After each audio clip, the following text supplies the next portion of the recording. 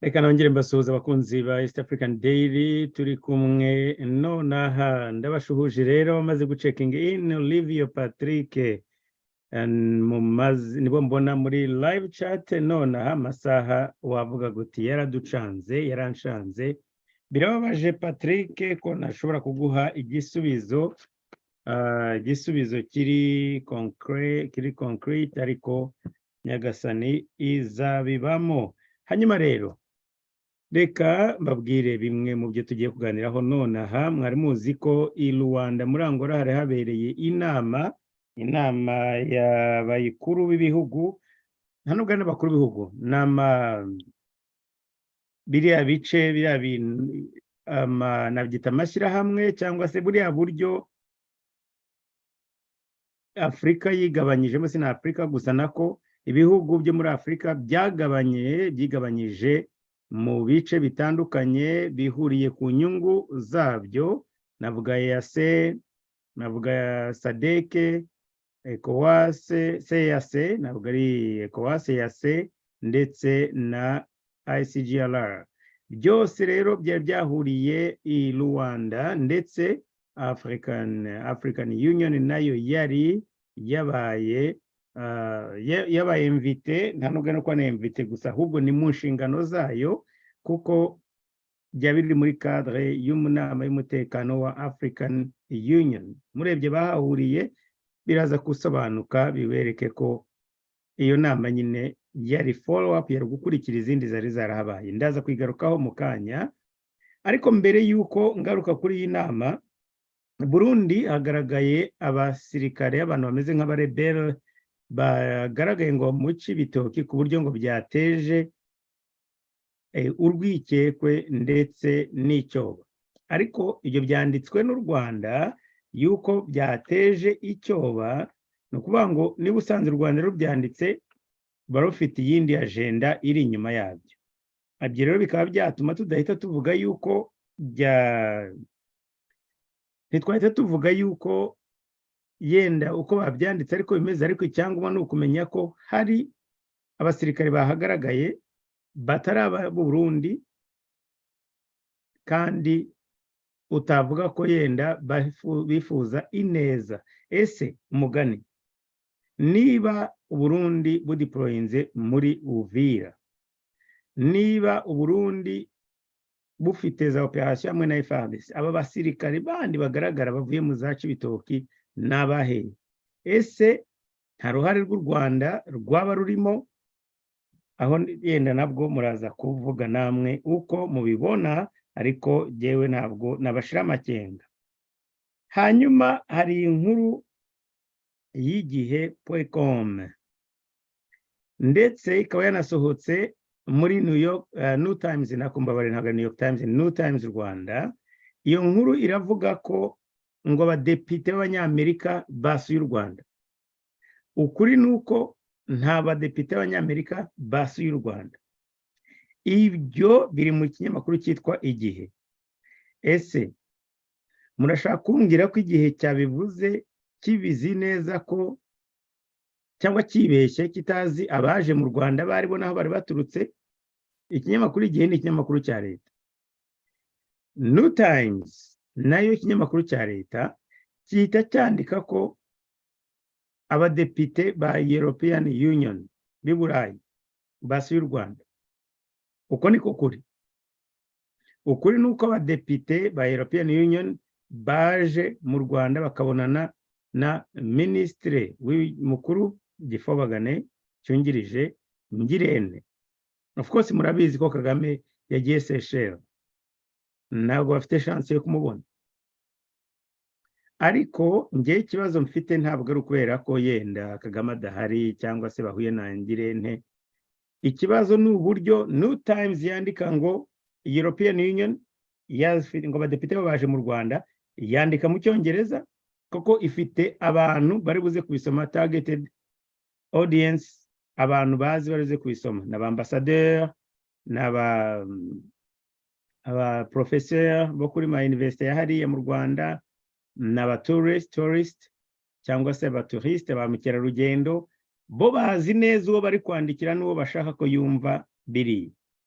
igihe .com ntabwo kibeshye, ntabwo ari uko kitazi abakoze cyangwa se abakoze ruriya ruzinduko. Cyo kiravuga ko ari Abanyamerika. Mu Rwanda hashimaze iminsi havuga ikintu cyo kuvuga ngo ese Abanyamerika turi kumwe cyangwa ntabwo turi kumwe.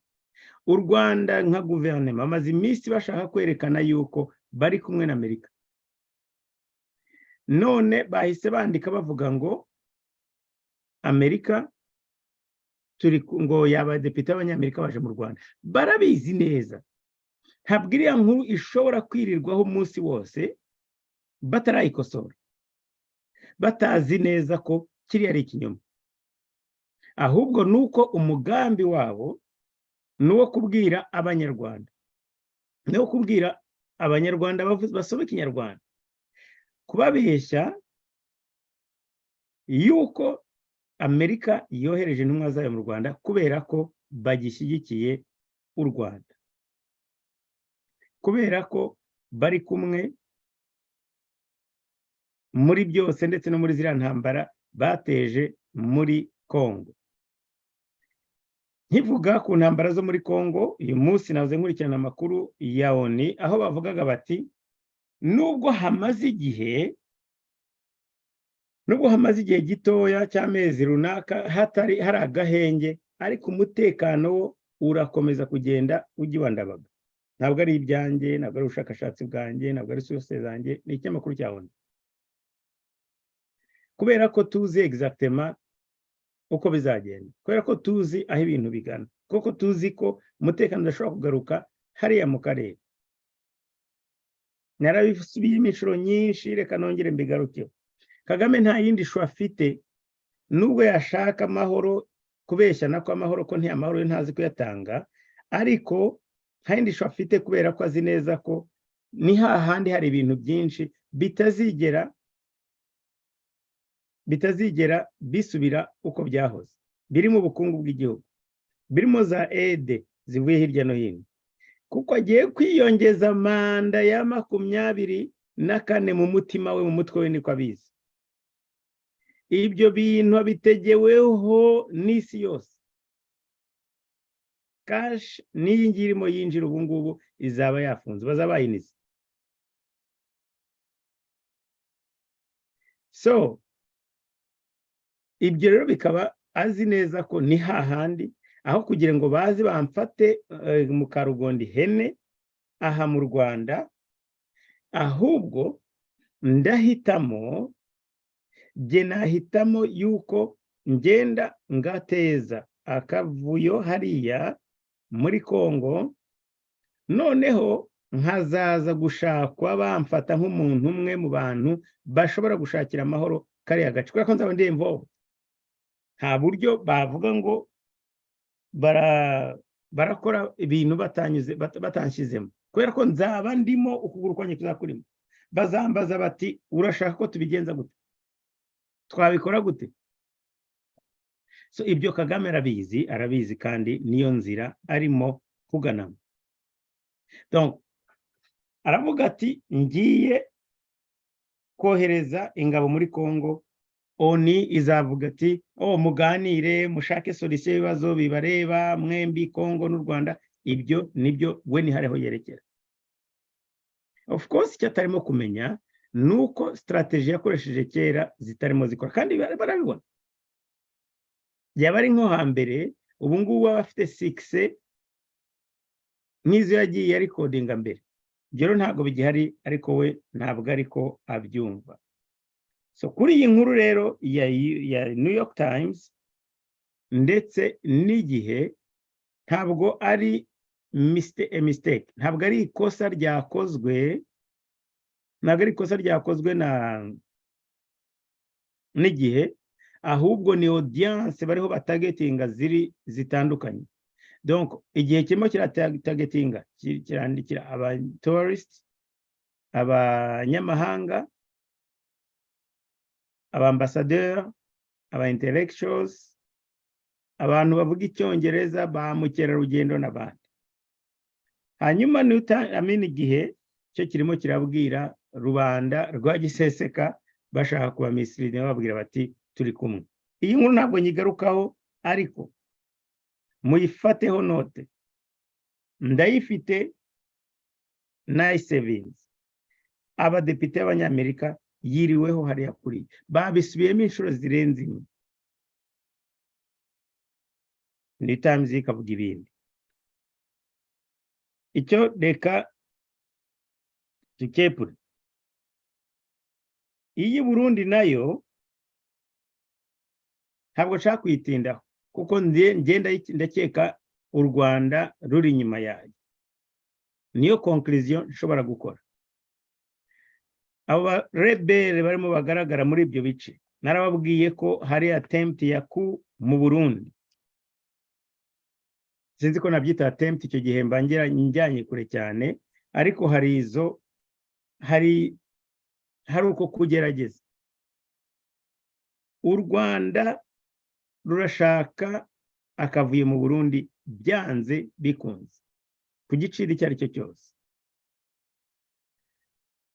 ariko barabizi neza ko gupfa kubikora hatabayeho ikintu kimeze nka armed rebellion bazi ko bigoye gucengera muri izo mbonerakure so bagomba kubanza gushaka amaturufu ibintu bya mécontentement ariko biherekejwe n'izo armed rebellion iyi source yanjye y'i Burundi inyemeza ko harimo ibintu bivugirwa mu matamatama cyane cyane bishingiye kuri ariya mafaranga yabaye retire menshi cyane amamiliyari n'amamiliyari abari bayabitse adashobora kugira akamaro ari mu bintu byatumaga amadevize nayo agira ikibazo so none uyu munsi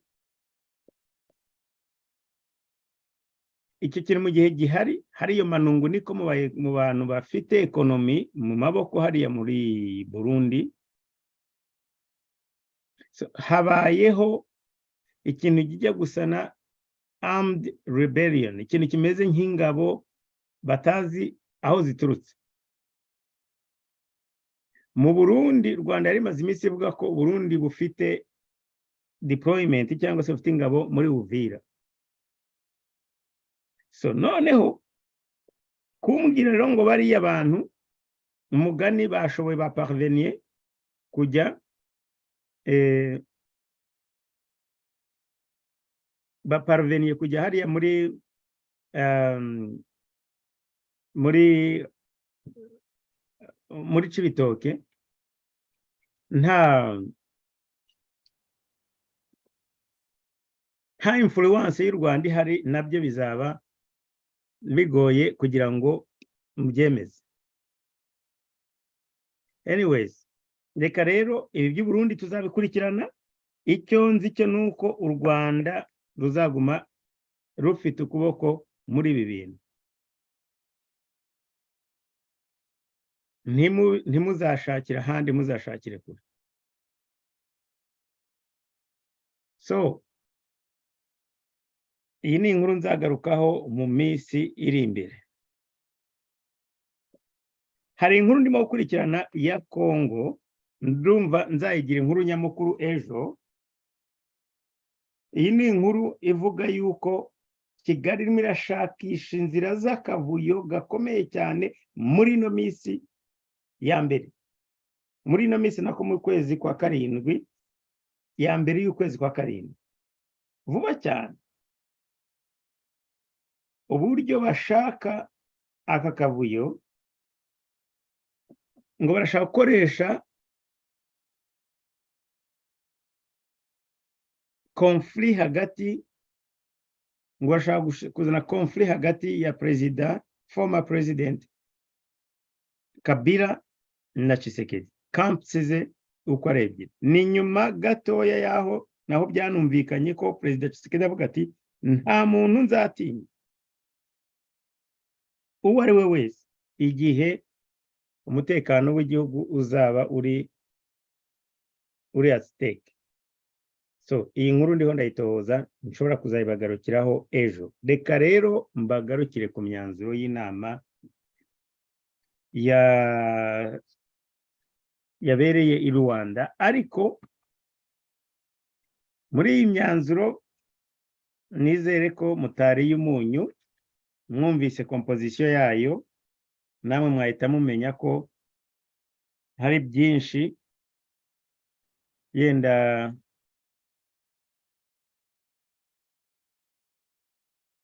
hari byinshi tutakwirirwa yenda expectinga cyangwa se gutegereza mu byagomba kuvanga. Ariko bavandimwe bakunzi ba East African Daily, ndagira ngo mutaza kuminimiza importance y'ibi bintu. Ni inama iba yahuje abantu benshi cyane, na UN yari ifitemo representation, ariko ntabwo ari inama wavuga ngo ibyemezo byayo nibyo bije kurangiza ikibazo cyo mu karere, cyane cyane ko mwabonye composition y'abantu bayirimo. Reka nze mbababwire, inama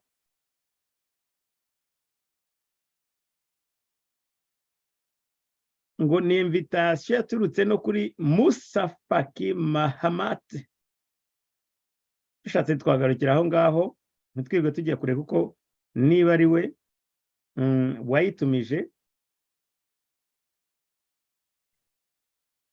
nubwo bimureba yenda haba hari n'izindi mbaraga inyuma yaho, ariko yenda ibyemezo byayo biraza gutuma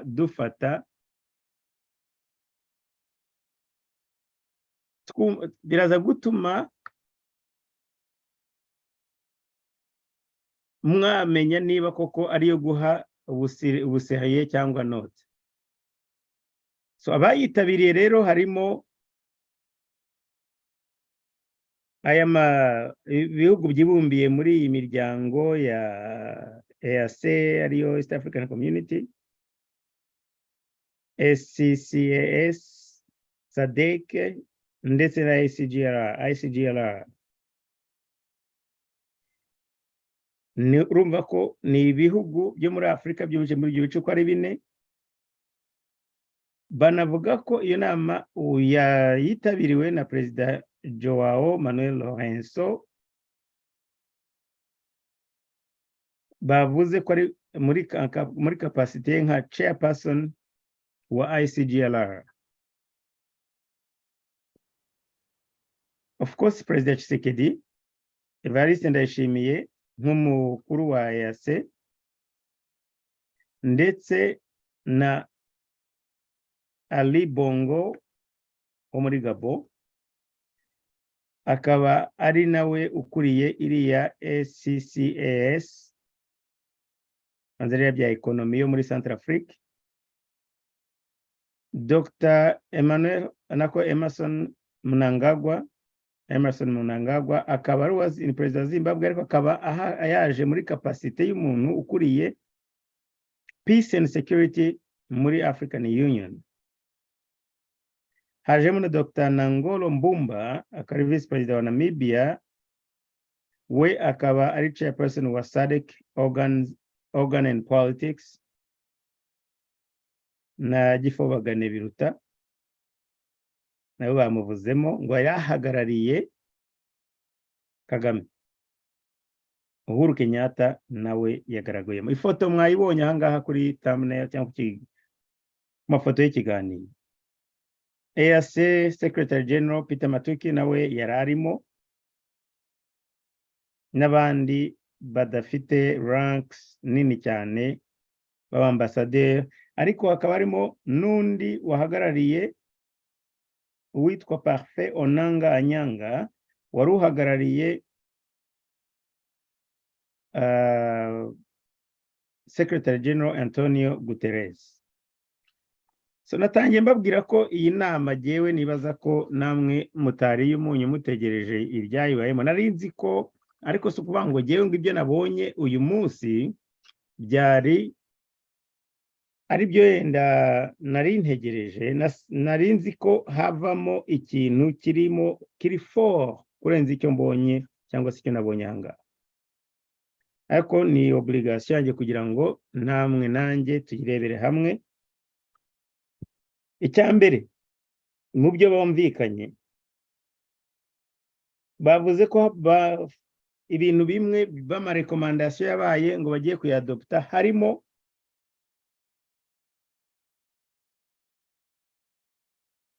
ntabwo ndi buvuge izo ngingo zose uko ari 10 na zingahe ndababwira ingingo 22 bavuze badopse muri iri tangazo ariko harimo ikintu bavuze bati dushyigikiye ibintu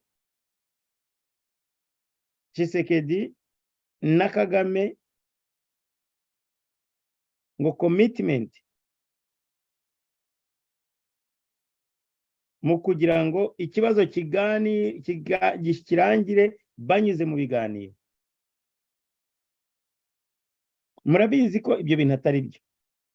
At least ku ruhande rwa Kagame ntabwo yifuza ko ibintu bikemuka binyuze mu nzira y'ibiganiro. Noneho ngo izo conflict nyine nkuko babyumvikanye cyangwa se commitment ubushake babifitiye binyuze mu biganiro ngo bahujwe nyine na Perezida Lorenzo wa Angola. Hanyuma ku ngingo yaho ya 4 barimo barashimira baravuga ko hari progress zabaye bakanavuga ko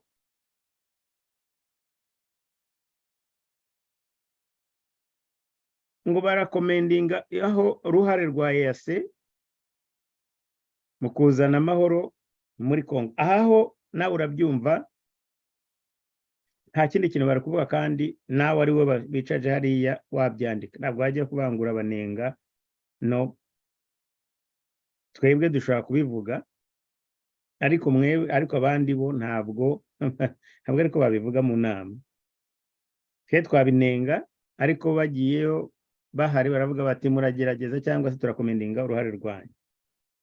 Ndasimbukira ku ingingo ya 6 bavuga ngo nabo bashingiye nako bashimangira cyangwa se bashyigikiye ubushake bwa EAC, SADC, ICGLR na SADEC kugira ngo bakomeze kureba nyine uburyo bakora mu mutekano bahuje muri harmony. Ibyose no kugenda bakubitana ku gatugu bavuga bati gutapinga buri muntu bamukubita ku gatugu bati ya thank you kugerageza. Express concerns ahangaha niho batangiye kuvuga impungenge bafite kuri 7 y'umutekano muke, bafite impungenge z'umutekano muke kandi bakanavuga ko turasaba ko ibikorwa bya criminel bihagarara ndetse amagrupe ya gisirikare yitwa gisirikare n'abaterabwoba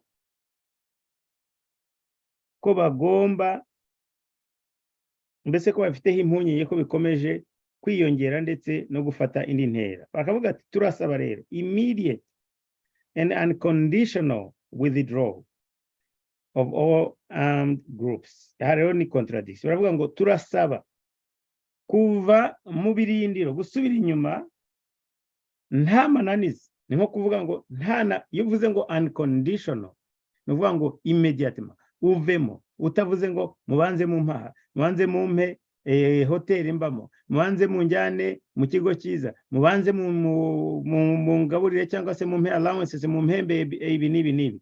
So aha niyo mvuga ko harimo contradiction. Iyo uvuze ngo immediate ni ukuvuga ngo noneho ni immediate and unconditional withdrawal. Aho rero niho mvuga ni rimwe na rimwe impapuro niyo mpamvu tuzisuzugura.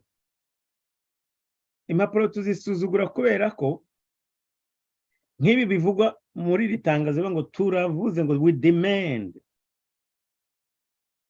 Ntabwo ari ugusaba nko kubwira ngo nyabuna muve aho muri nta mananiza. Oya, dutegetse ni kuvuga demand ni mu yandi magambo ni utabimpaye ikindi kintu kibi kirakurikira. So iyo uvuze uti turasaba, we demand immediate withdrawal, ukongeraho ngo condition, nta kindi kintu, nta maneza cyangwa se nta bindi bintu usabye, uvuze uti shizeho condition izi n'izi, donc byagombye kuba mu by'ukuri bafite ubundi buryo bavuga batari mutabyubahiriza, dore ibyo tugiye gukora, cyangwa dufite ibindi byo turi gukora. Nibaza ko babifite, ariko jewe genda hari ntibabivuze aha ngaha, ariko genda nicyo kindi kibukurikireho. Ariko baravuga ngo by'umwihariko umutwe wa M23, ADF, FDLR na ngo ariko ngo kubijyanye ko bafite izo mpungenge za non compliance, no kuba bafite izo mpungenge yo kubona M23 itajya mu birindiro, itava mu birindiro yahozemo, nk'uko byavuzwe muri ya nama ya Luanda roadmap yabaye cyagiye muri 2021 mu kwezi kwa 11. Iyi tuyizi mu mutwe, duhora tuyigaruka buri gihe. Roadmap ya 2022 mu kwezi kwa 11. Ariko bakanasaba ko bashyiraho ahantu ha humanitarian corridors. Ahangaha nabyo bikaguha sinye, birakwereka ko bashobora kuba batekereza ko hari impamvu yenda y'amananiza yatuma bigorana kugira ngo bageze ubutabazi aho bagomba kubugeza. So bagasaba iyo humanitarian corridor, aho bagomba kubese ahantu hagomba kuba hari uburyo kugira ngo bageze imfashanyo n'ubutabazi kuba bukeneye. Hanyuma bakanavuga nyine ko nyuma yaho bashimira uburyo nyine batangiye kwitegura uburyo iyo cantonnement yakorwa kugira ngo M23 izamburwe intwaro mu mugambi wo kugira ngo bakomeze bazane amahoro mu karere. Aha baravuga ku ingingo ya 9 bavanywe mu byabo, kuvuga nyine ko bikenewe ko basubira mu mitungo yabo. Byo ntabwo ari nakwirirwa njya kubitindaho cyane. Ku ngingo ya 10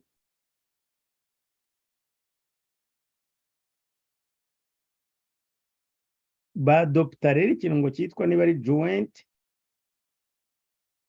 framework, uburyo iyo peace izaba coordinated, ubwo amahoro mbese icyo gikorwa cy'amahoro kizajya gikurikira kureba ngo barebe ko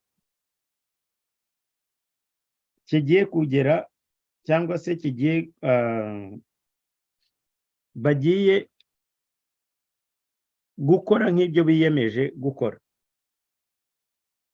Ariko ahangaha baravuga ngo nyuma yo kwadapta ibyo ngibyo, baravuga ngo bashyizeho multi level coordination zifite amaeshelo. Birumvikana hari iyo wenda Kongo izabihuriyemo na Angola na Kenya se n'urugero, itari mu Rwanda. Yenda hazaba hariho y'u Rwanda, u Rwanda ruhuriyemo n'ibindi bihugu byose. Ariko ahangaha bavuze ngo multi level coordination working group izaba irimo aba representative abahagarariye DRC, u Rwanda. Bavuze u Rwanda musatsi waje mpita nibaza impamvu u Rwanda rushobora kuba muri iyi coordination y'ibintu byo gushaka amahoro. Byarashobeye igihe mu gikuri, byarashobeye. Ibi bintu nibyo bituma muri Afrika amahoro adashobora kuboneka. Umugani wa Galas, abantu bose babaye bantinya ka kagabo kweli. Multi-level coordination working group, ni gutumbwira ngo ugiye gushyiraho ayo maeshelo arimo Congo, u Rwanda, African Union. Uyu ni wa wundi Musa Faki wavuga ngo aranenga ibikorwa ngo buryo ngo Tshisekedi ashaka kuganira. Ariko ahangaha nabonye ntabyo bavuzemo. By the way, icyo ngicyo twakimushimira ko ari amagambo bagiye kuvuga, bagiye kuri kamera kuvuga agahinda kabo. Iyo bageze ahantu nkanga bareba Tshisekedi mu maso bahita bahamuka. Ntawe yigeze avuga ibyo kuganira n'umwe.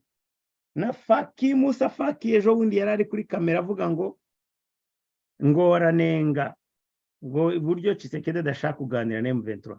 Ntabwo ari amagambo yanjye. Ariko yageze hariya yicaye imbere, kandi iyo nama abanza ari we afite na chance yo kubivuga ko yakora wayitumye, areba mu kirere agasanga Tshisekedi yicayemo agahita areba hasi. So Rwanda rurimo mu bantu ngo bazakora muri iyo multi level, ariko multi level byo birumvikana ni level nyinshi, multiple mu magambo y'Igifaransa, no kuvuga ngo zizaba hari abashobora guhuriramo abandi ntibe barimo kwa ni niveau. Chair wa EAC, chairs wa EAC barimo na ICGLR, SADEC na CEAC ndetse na ONU, aruka ngo ni mu rwego kureba ibintu bya political, diplomatic, military, humanitarian and socio-economic dimensions. Urumva ko ni ibintu bivangavanze, ntabwo ari bya gisirikare. Kureba ibyo bya politike, diplomasi, igisirikare nyine, ibikorwa bya gisirikare, humanitarian n'ibyo bintu by'ubufasha bw'ubutabazi n'ibijyanye n'imibereho myiza cyangwa se imikungu, ibyo byose urumva ko nyine ni politike, ntabwo nakwirirwa mbitindaho. Noneho basaba yuko aba bakurikira bazakora ariko batanga raporo muri African Union,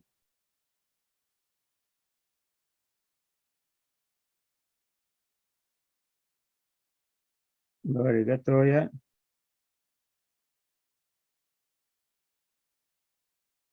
Yes, izo za working group zakora ziri under supervision ya African Union. Hanyuma 12 ibyo nibyo bavuze ko barasaba ko izo framework yo kuvuga ngo iyo peace and security ni inama no kwemeza inama byavuzwe binanubwo nkeneye no kwirirwa mbitindaho cyane. Basabye ko African Union Commission izasaba abakuru b'ingabo, Chief of Defense, babo bantu mwumvise kuzahura guhanahana amakuru. Iyo ni ingingo ya 15 ko bagomba guhangana, ko ari important guhanahana information sharing. Noneho baza ku ngingo ya 17 n'umunane na 19 bose usanga bafite kuri izo ngingo 3 ni ikibazo cy'amafaranga. Cash ni problem. Hazana Afrika warakubititse. Amafaranga ntahagije. Barashimira Senegal kugeza uyu munsi. Senegal na Angola nizo zatanze contribution, buri kimwe gitanga miliyoni 1 y'amayero. Uyu munsi Gabo nayo yatanze 500,000. Abantu bakomeza babwira abandi ngo turasaba ko namwe mwakomeza gukontribute. Hanyuma bagashimira Congo, ingabo za FRDC na ingabo za FRDC n'iza MONUSCO na EAC ko bagerageje kugarura amahoro mu karere. Icyanyuma ari cya 22 Burundi bwasabye yuko inama y'ubutaha yazabera iwabo.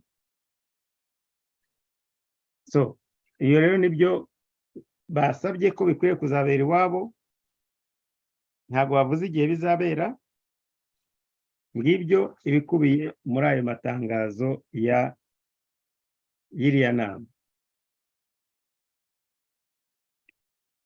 Ndagira ngo byumvikane ko yenda abari bategereje ko haza kuvugamo ngo turaza kurasa, turaza gukubita, ntabwo byari kumvikana muri ibi. Gusa nashimye ko bavuze ko basaba unconditional withdrawal ya M23 kandi bagasaba ko nta mananiza bashyiramo.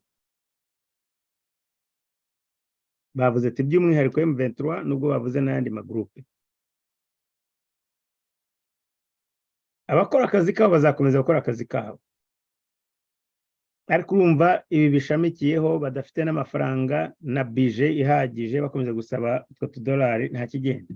Kuri ibi ngibi, kuri iyi nama at least ntabwo ariyo wambwira ngo itegerejemo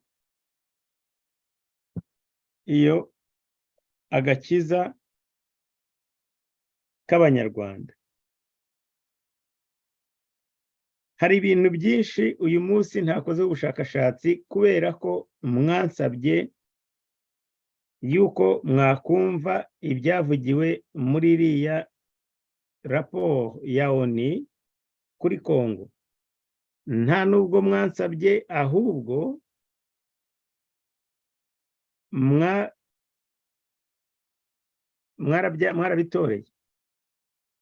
mwarabitoreye. Bavandimwe rero, ndajya mbigenda mbyihutisha, ndashyiraho abantu batari benshi bariya abakoze bagize bavuga uruhare rwabo, ko nababwiye ibyo nanatoranyijemo harimo Ubufaransa, Ubwongereza, Amerika. C'est très important ko twumva ibyo bavuze. Perezida wa Gabon cyangwa ambasaderi wa Gabon, I'm sorry, yavugiye ngo buriya ngo bibumbira mu bihugu niba ari bitatu, ahari Ghana nayo irimo. Ariko mureke mbumvishe iyi situation ko bayivuze muri ONU, bamagana uruhare rw'u Rwanda bamwe, abandi bakarya iminwa.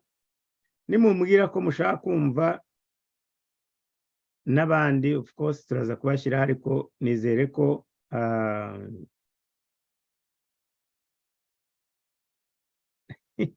Hakimi ibyo turabigarukaho mu kanya. Hakimi, urugamba utangiye kuzana ntabwo rworoshye, ariko kubera ko mwaraye mubitoreye 74%,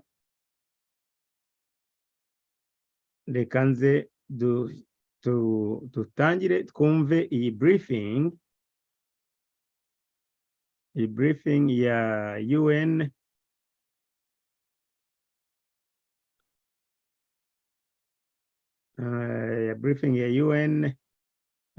Noneho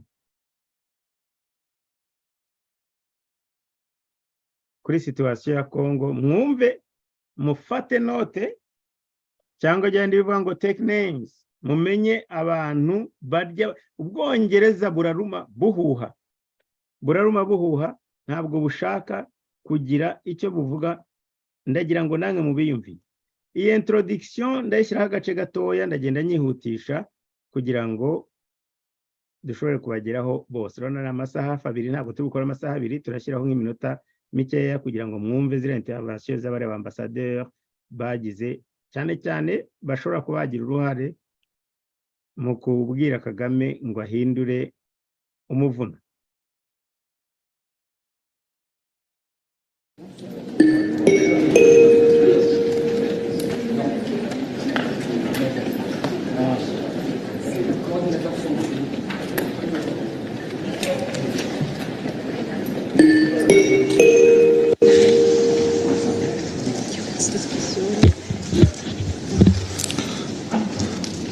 The 9,358 meeting of the Security Council is called to order.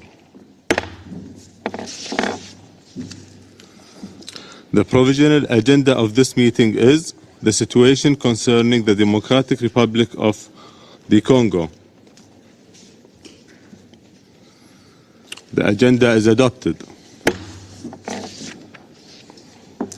In accordance with Rule 37 of the Council's Provisional Rules and Procedure, I invite the representative of the Democratic Republic of the Congo and Rwanda to participate in this meeting.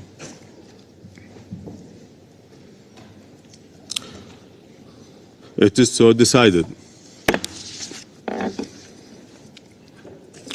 In accordance with Rule 39 of the Council Provisional Rule of Procedure, I invite Ms. Martha Ama Akaya Apobi, Assistant Secretary General for Africa in the Departments of Political and Peace-Building Affairs and the Peace Operation, to participate in this meeting. It is so decided.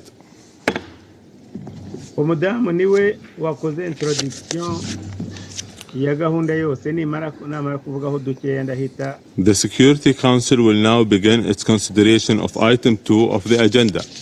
Ndahita mwohe ndi forwarding.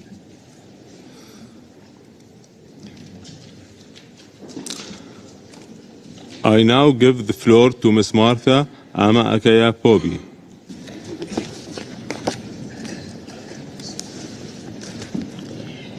Monsieur le Président, Mesdames et Messieurs les membres du Conseil de sécurité, permettez-moi tout d'abord de vous adresser mes remerciements pour cette opportunité de vous présenter le rapport du secrétaire général sur la situation en République démocratique du Congo.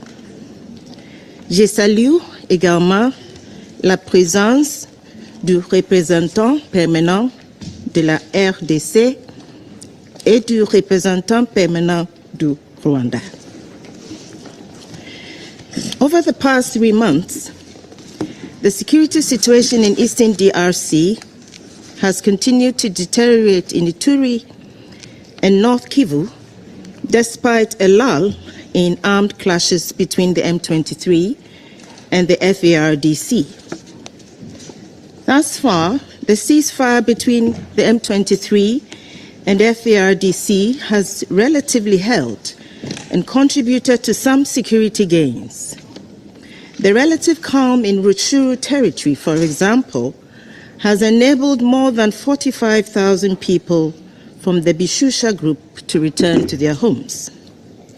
However, the withdrawal of M23 from the occupied areas has been piecemeal, tactical, and political.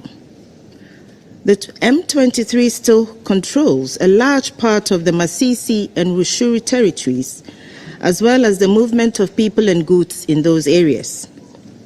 Moreover, its offensive repositioning in recent weeks has raised fears that hostilities could flare up again at any moment.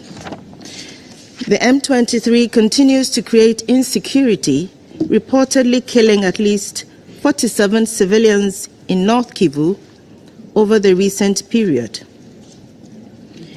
In this context, we welcome the continued efforts of regional leaders to prevail on the concerned parties to implement the decisions of the Luanda roadmap and the Nairobi process. We reiterate the readiness of MONUSCO to assist the Congolese authorities with the pre-cantonment and disarmament of the M23. To this end, I'm pleased to note that last week, MONUSCO and the Congolese authorities undertook a reconnaissance mission at the Rumangabo base to assess the conditions for the pre-cantonment of the M23. For these efforts to bear fruit, it is urgent that the M23 withdraw completely from the occupied territories, lay down their arms unconditionally, and join the demobilization, disarmament, community recovery, and stabilization program. The relative security gains in North Kivu are unfortunately fragile and overshadowed by the deteriorating situation in Ituri. This province has suffered from the security vacuum created by the redeployment of the FARDC to North Kivu. Over 600 people were killed by armed groups during the reporting period. Codeco, Zaire militia, and ADF are the main perpetrators of these atrocities. A particularly heinous example was the Codeco militia attack on the Lala IDP site on the night of 11 to 12 May. more than 40 displaced people were killed ahangaha and ndabona encampment shelters were burned. I reiterate our condemnation of this atrocious attack on civilians who had already. nagira gusa ngo nyiforwardinge negeze imbere kuko mwabyumvise ahangaha yari introduction gusa aho yavugaga ko ngo yavugaga ko mitwe basaba bya withdraw. Reka mwumve rero ko batangiye guha ijambo ba ambassadeur nkireho bariya bantu ejo nge namwe twaganiriyeho. Already endured significant hardship. Despite the joint operations of the FARDC and the UPDF, s'appelle à traduire en justice les auteurs de ces crimes. La décision du procureur. Monsieur le Président, je me remercie Madame Pobé pour sa présentation et je reviendrai sur 3 points.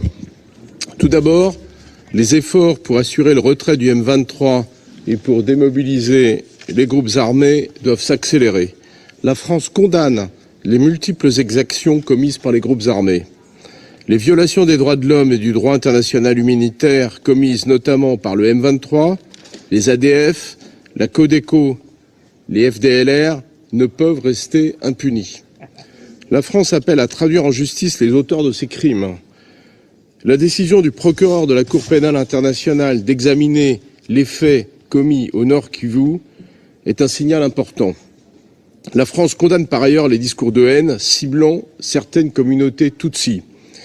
Elle est préoccupée par les informations du groupe d'experts des Nations Unies confirmant le maintien du M23 sur les positions qu'il a conquises au cours des derniers mois à l'est de la République démocratique du Congo.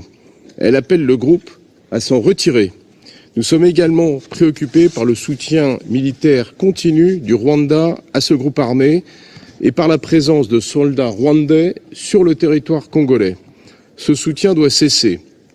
De même, le soutien apporté par certains membres des forces armées congolaises à des groupes armés tels que les FDLR doit prendre fin. La priorité doit être de faire aboutir les processus régionaux de Nairobi et de Luanda. Le M23 doit être cantonné.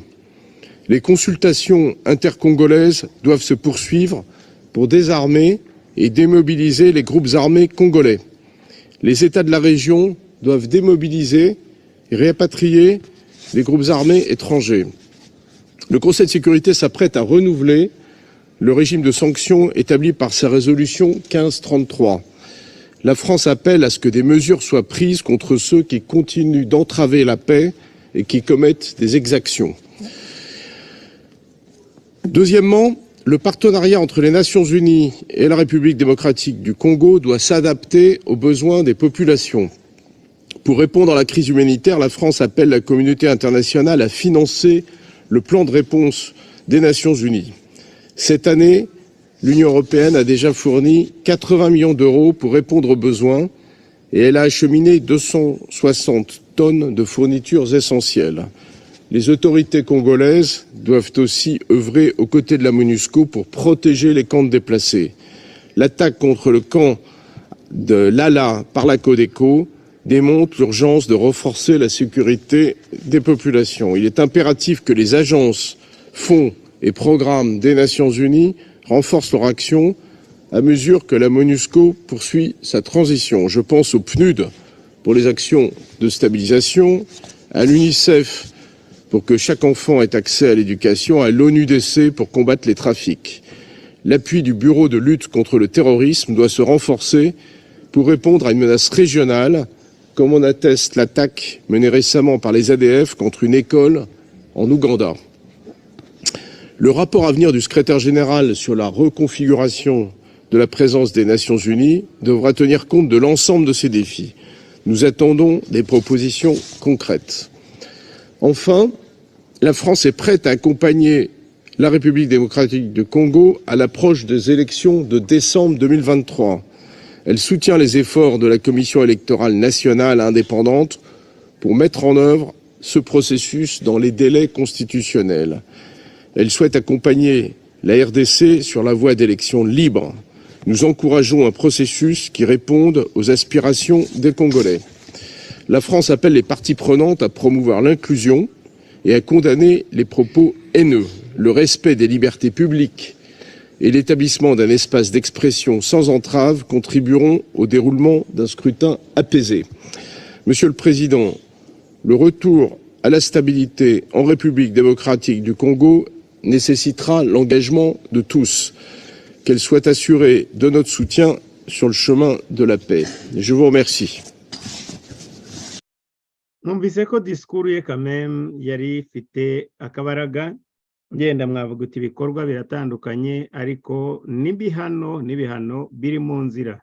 Ibi rero ni ibintu byabaye abandi bose bavuze nkawe nubwo atari ko byagenze ariko wumvise ko babifitemo rwose ibintu byo guhamagarira ko za sanction bishingiye kuri iyi raporo y'aba expert ndetse akavuga ati ntabwo tugomba gukomeza kwihanganira abantu bakomeza guhungabanya gusuzugura donc amategeko cyangwa se kwirengagiza aya mategeko ahari ndetse no gusa nkaho mbese ibingibi bitabareba. Ibi rero ndizera ntashidikanya ko uwabwirwaga ushize mwarankosoye ntabwo ari maguru ngo nibirenge. Come forwarding mwumve undi ukurikiraho. I thank the representative of France for their statement. I give the floor to the representative of China. 和乌干达边境学校袭击事件，对武装团伙持续威胁江东地区稳定表示关切。 Urumva rero uyu we nakabaye mbumasobanurira ariko umwanya ni mutoya gishinwa cyanjye nyeye nkivuga ari muri weekend gusa ariko reka nze twumve undi uvuga zindi ndimi twese twumva. 今年5月，古特雷斯秘书长同地区国家领导人出席大湖地区峰会期间 alarmed by the dramatic surge of violence in Ituri and North Kivu. Mbabare uyu Albania ntiyavuze nabi ariko ntabwo yavuze ibintu bikanganye nka biriya byo ambasaderi w'Ubufaransa yavuze n'uburyo yabivuzemo. Reka rero njye kuri bariya bafite uruhare cyane bariya bahoze ari abapare ba papa ba Kagame reka tubumve. Ndagiye guhera kuri ndumva Ubufaransa nane Ubwongereza reka twumve ukurikiraho kuko uwo nshaka ko mwumva cyane cyane nubwo atari jewe namwe mwakwihitiramo ariko aba narabumvise nta bintu birimo no kuvuga ngo niho gusoma ibyanditse muri raporo.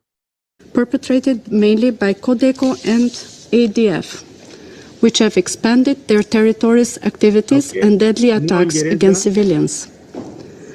The UK remains deeply concerned by the ongoing and intensified violence in the DRC. Secretary General. Security vehicle. Thank you.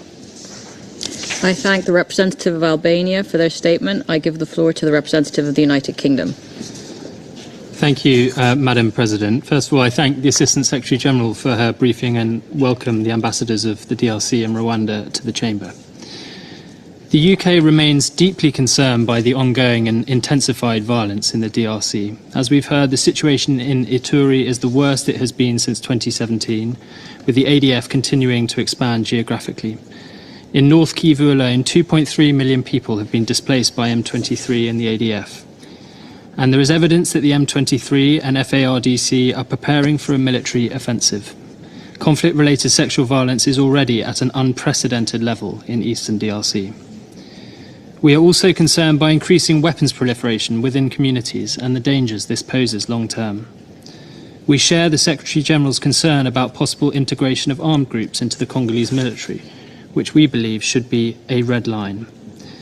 We continue to call on all parties to deliver commitments agreed through the Nairobi and Luanda political processes. We believe these processes provide the best opportunity to achieve lasting peace. We encourage the region to ensure that they don't stall completely, and in this regard, we take note of the ongoing quadripartite meeting in Luanda. Madam President, against this backdrop, MONUSCO continues to carry out vital work. We welcome recent joint MONUSCO-FARDC operations that deterred an ADF attack on a hospital and dismantled a major ADF camp. MONUSCO on a daily basis provides protection for hundreds of thousands of civilians and enables the provision of life-saving humanitarian support in eastern DRC. In doing so, MONUSCO not only supports the Congolese people, but also the Congolese government and security forces who otherwise would struggle to protect civilians and facilitate humanitarian assistance.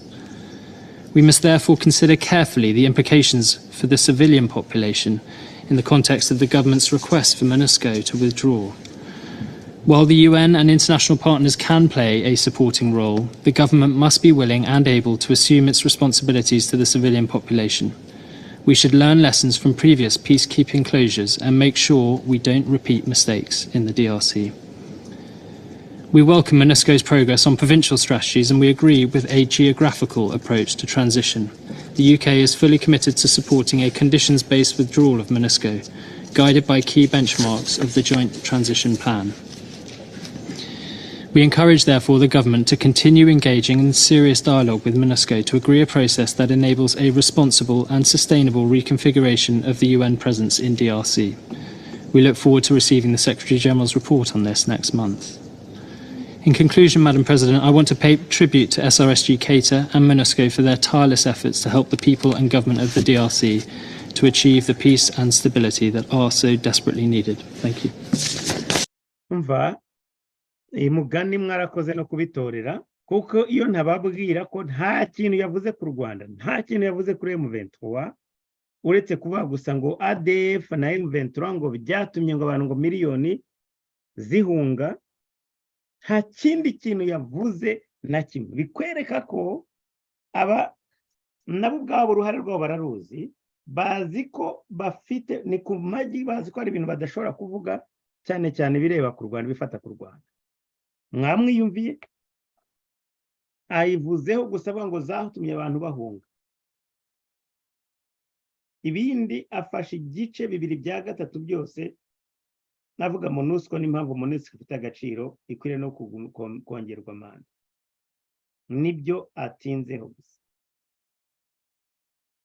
yenda bafitemo inyungu zirenze iz'abandi cyangwa se bafite investment muri MONUSCO kuruta kuzana amahoro cyangwa se gutuma akarere gateka ibi bintu birimo tena birimo amanyanga birimo amaguye kubona uyu muntu yasomye raporo y'aba expert bawe yes yavuze ko welcoming ko yihaye nawe ayakira yihaye kazi ariko iyi ni kado ni gift kuri Kagame kumva ko we Ubwongereza aravuze ati okay nzaho Ubwongereza buhagaze ntabwo nko batabanzi banjye ndabazi ariko Ubwongereza ntabwo ari bo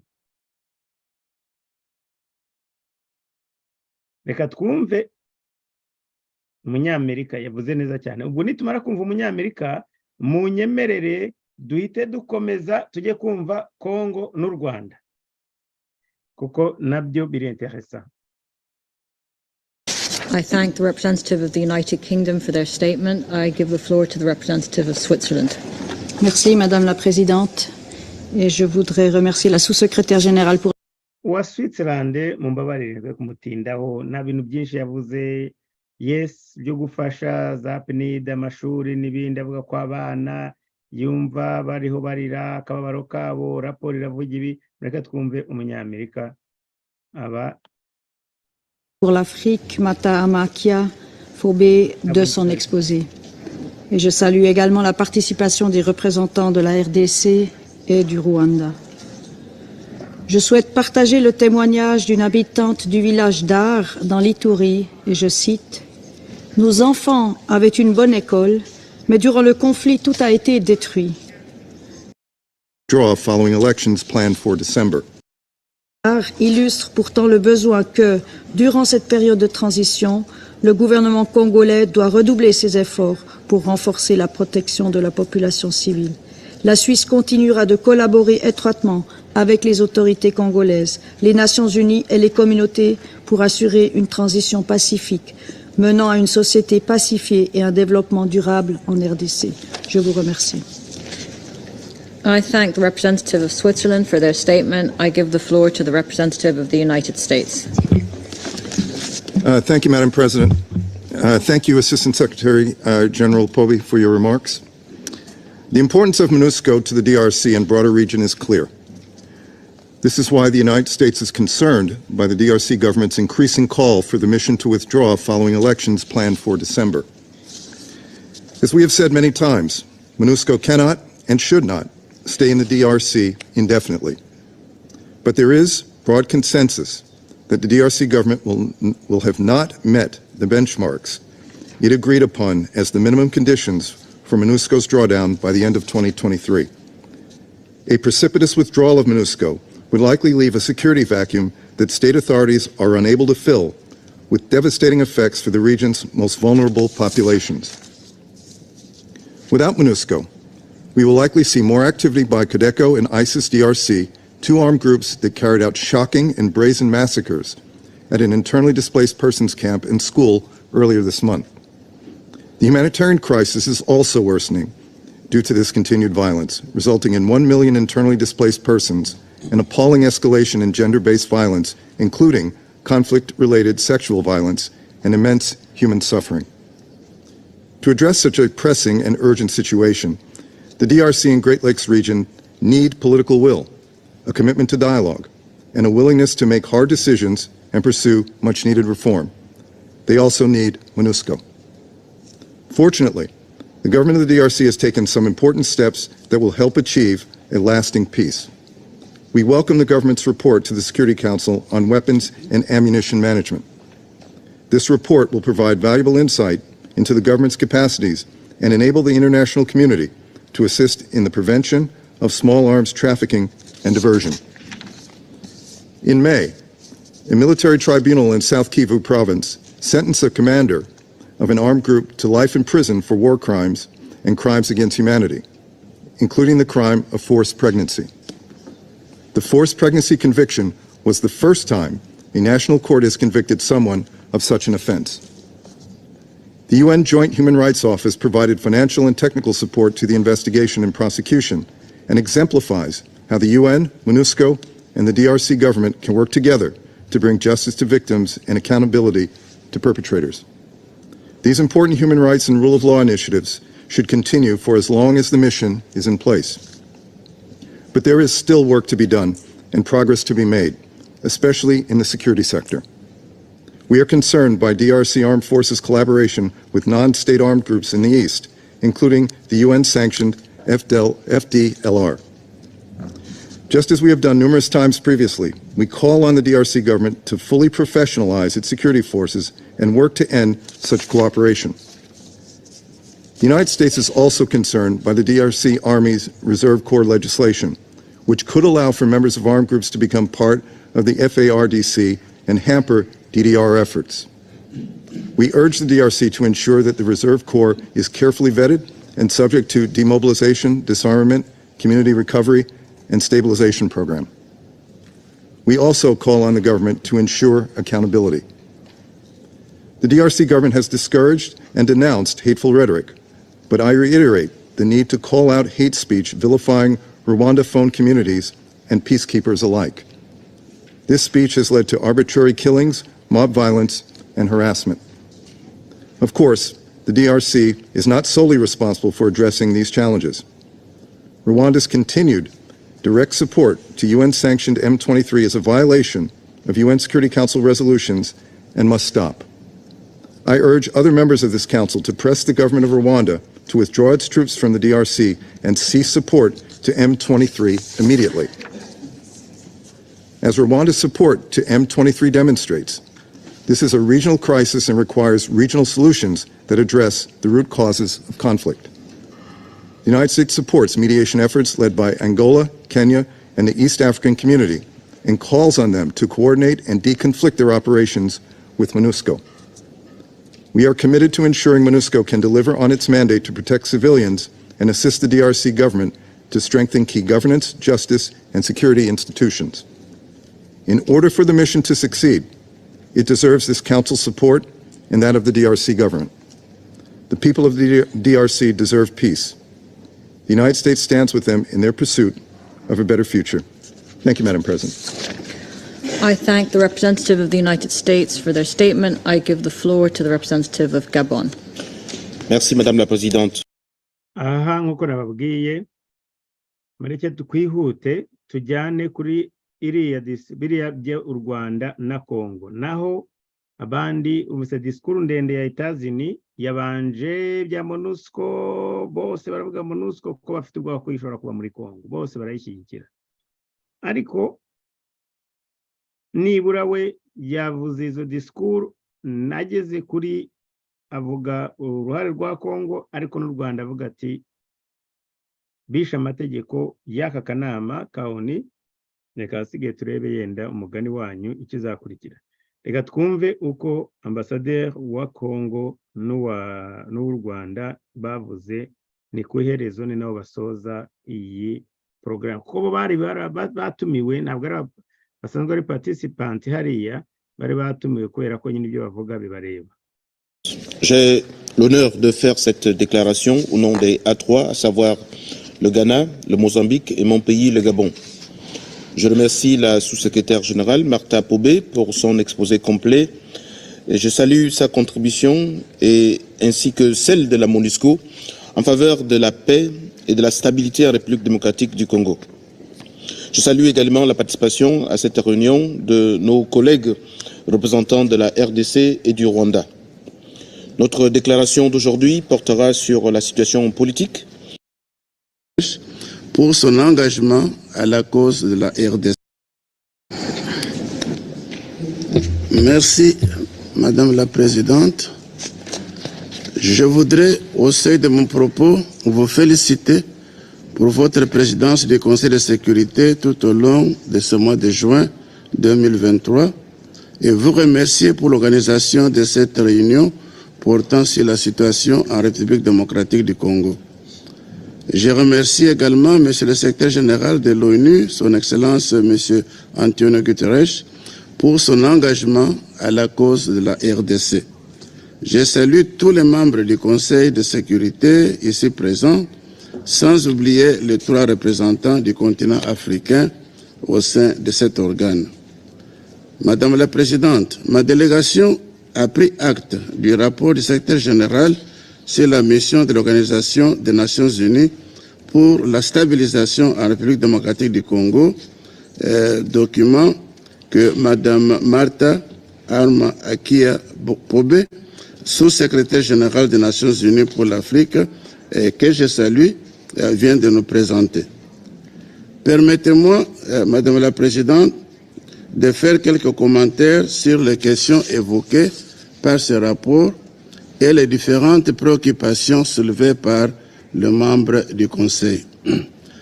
La situation politique de mon pays, comme le souligne le rapport sous examen, est principalement dominée par la poursuite du processus électoral et des efforts régionaux et internationaux pour résorber la crise dans l'Est de la République démocratique du Congo. Concernant les élections, il faut noter la promulgation en date du 15 juin 2023 par son Excellence Monsieur le Président Félix Antoine Tshisekedi Tshilombo de la loi portant répartition des sièges pour les élections. Bien plus, la CENI, ou la Commission électorale, qui avait déjà clôturé le processus d'enrôlement le 25 avril de cette année, va se déployer pour enrôler les membres qui n'étaient pas enrôlés avant à cause de conflits, comme à Kwamouf, du 26 juin au 10 juillet 2023. Et aussi, nous espérons que les populations des territoires de Massissi et de Rutshuru vont aussi être enrôlées dans les mois qui viennent. Ces zones n'avaient pas été listées, comme je l'ai dit, à cause de l'insécurité. La CENI va continuer à travailler sans relâche et c'est conformément à la volonté exprimée de mon gouvernement en faveur des élections transparentes, inclusives et crédibles.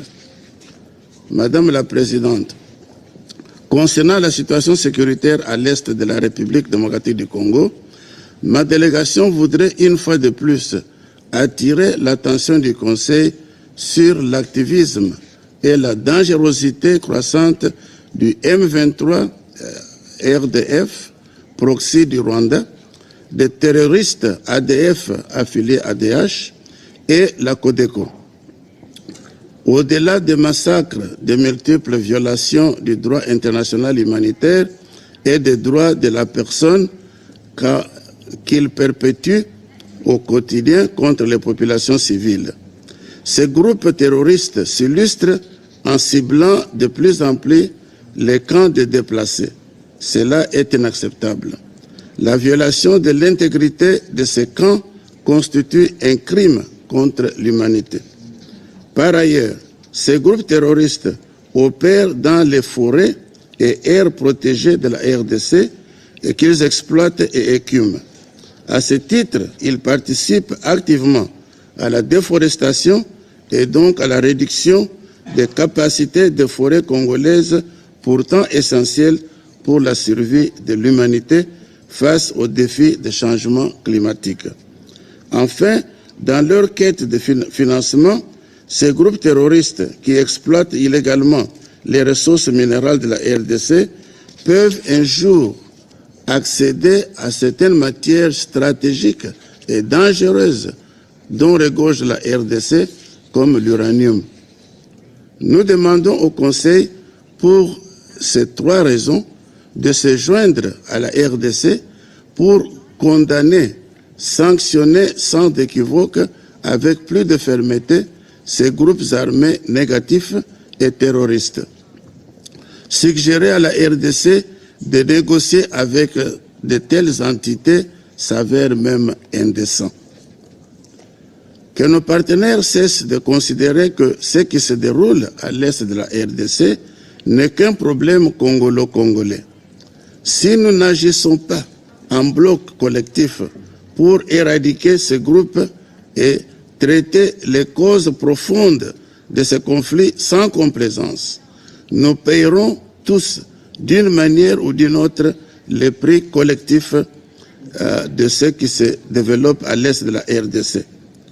Le Conseil ne devrait pas oublier que le conflit qui ravage pendant plus de 25 ans l'est de la RDC, ayant occasionné plus de 10 millions de morts, ne tire pas sa vraie source ou origine à RDC.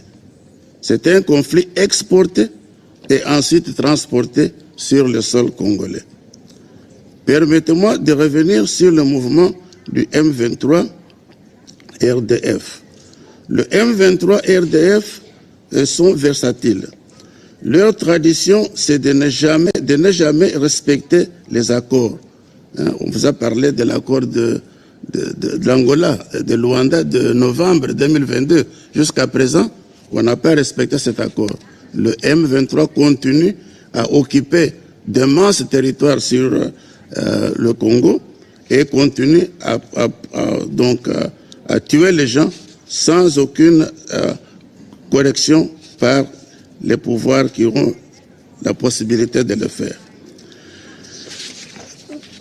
Madame la Présidente, au niveau régional, les efforts politiques, sécuritaires et diplomatiques continuent à se cristalliser autour du processus de Nairobi-Luanda, ainsi que l'annonce du déploiement de la SADEC. Le sommet extraordinaire des chefs d'État et de gouvernement de la CEAC, qui a eu lieu le 3 juin 2023, a réaffirmé la nécessité de la mise en œuvre de la feuille de route conjointe de Luanda, adoptée en novembre 2022, et ensuite ajustée à Addis Abeba en février 2023. Il a été rappelé, en particulier au M23, l'obligation de se retirer des zones occupées pour un pré-cantonnement à Rumangabo, puis le cantonnement au Maniema. Deux autres grandes rencontres sont prévues, la quadripartite CEAC, EAC, CEAC, SADEC, prévue demain, le 27 juin 2023, à Luanda, sur la situation sécuritaire à l'est de la RDC, dont les travaux préparatoires ont débuté vendredi 23 juin 2023. Cette rencontre va s'occuper de la coordination de toutes les forces déployées dans l'est de la RDC pour éviter le chevauchement dans leurs actions pour la pacification de la partie est de notre pays. La réunion de Nairobi est prévue le 30 juin 2023 pour les discussions en lien avec le cantonnement du M23. Dans ce contexte, l'opérationnalisation du programme PDDR-CS mérite d'être appuyée car elle constitue un pilier dans le processus de pacification. Nous saisissons cette opportunité pour lancer un appel auprès des partenaires pour une plus grande mobilisation de fonds en faveur du PDDR-CS. Donc le programme de mobilisation, des armements, de réintégration des anciens miliciens dans la société et donc la sécurité. Avant de clore ce paragraphe sur la dynamique régionale, ma délégation souhaite faire une mise au point concernant certaines allégations diffusées récemment. 1. Ma délégation l'a répété et démontré la vérité simple et que le FDLR ne constitue nullement une véritable menace ni militaire ni sécuritaire pour le Rwanda. Personne ne peut me citer un seul moment où le FDR a attaqué le Rwanda pendant les dernières 5-10 ans. On n'a pas d'évidence, on n'a aucune preuve sur ce point-là. À ce jour, personne ne peut exhiber une opération sérieuse menée par ce résidu contre le Rwanda. C'est toujours un prétexte mis en avant pour faciliter l'agenda de prédation des ressources naturelles de la RDC et les rêves d'extension territoriale de M. Paul Kagame. Vous vous rappelez des discours qu'il a fait au Bénin dernièrement, où il parle de reprendre les terres que le royaume du Rwanda aurait perdues au Congo, ce qui n'est pas du tout correct. Je l'ai dit ici pendant ma dernière intervention à ce conseil. Cessez de rêver. La terre congolaise est sacrée. Comme le président de la République, Félix Antoine Tshisekedi Tshilombo, l'a dit, en harmonie avec son peuple, notre pays ne cédera aucun pouce du territoire national. 2. Le véritable sabotage du processus de Nairobi et Luanda est orchestré par le tandem M23-RDF. Ce sont eux qui n'ont pas respecté jusqu'à présent l'accord de Luanda de novembre 2022. Pas nous, ce sont eux qui l'ont fait. Et on ne peut pas prétendre que c'est nous qui sabotons le processus de négociation. Ce n'est pas vrai. Ce sont eux qui le font. Les éléments de terrain le démontrent très bien. L'esprit ainsi que le communiqué final de la réunion CEAC du 3 juin 2023 si haut évoqué ont dévoilé cette réalité. 3. Les statistiques des massacres perpétrés et occasionnés à l'est de la RDC, 10 millions de morts, par les agresseurs et leurs proxys, prouvent suffisamment et avec douleur la menace d'extinction de la population civile congolaise de l'Est.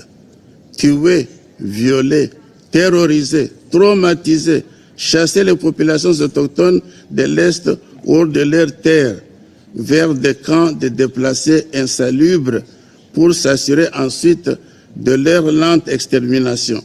C'est ça la triste réalité du terrain à l'Est. Non pas une fiction quelconque d'une menace imaginaire de nettoyage contre une certaine ethnie au Congo. 4. Mon gouvernement exige un minimum de respect pour les populations civiles de la RDC et les vaillantes forces de sécurité congolaises, les FARDC, et leur leadership qui se battent au prix du sacrifice pour libérer mon pays de l'agression. Madame la Présidente, la situation humanitaire est extrêmement préoccupante. Le plan d'aide humanitaire d'urgence de l'ordre de 2,25 milliards de dollars lancés à Kinshasa pour la prise en charge de cette crise n'est à ce jour financé qu'à une très faible hauteur.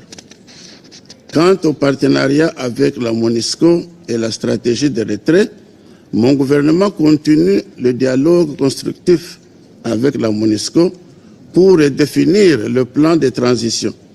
En attendant les conclusions définitives des travaux et la communication officielle du gouvernement à ce sujet, il faudra retenir l'inversibilité de l'exil de la MONUSCO d'une part et de l'autre que la vision est de se concentrer sur les jalons à même de créer les conditions sécuritaires minimales prélude d'un bon retrait.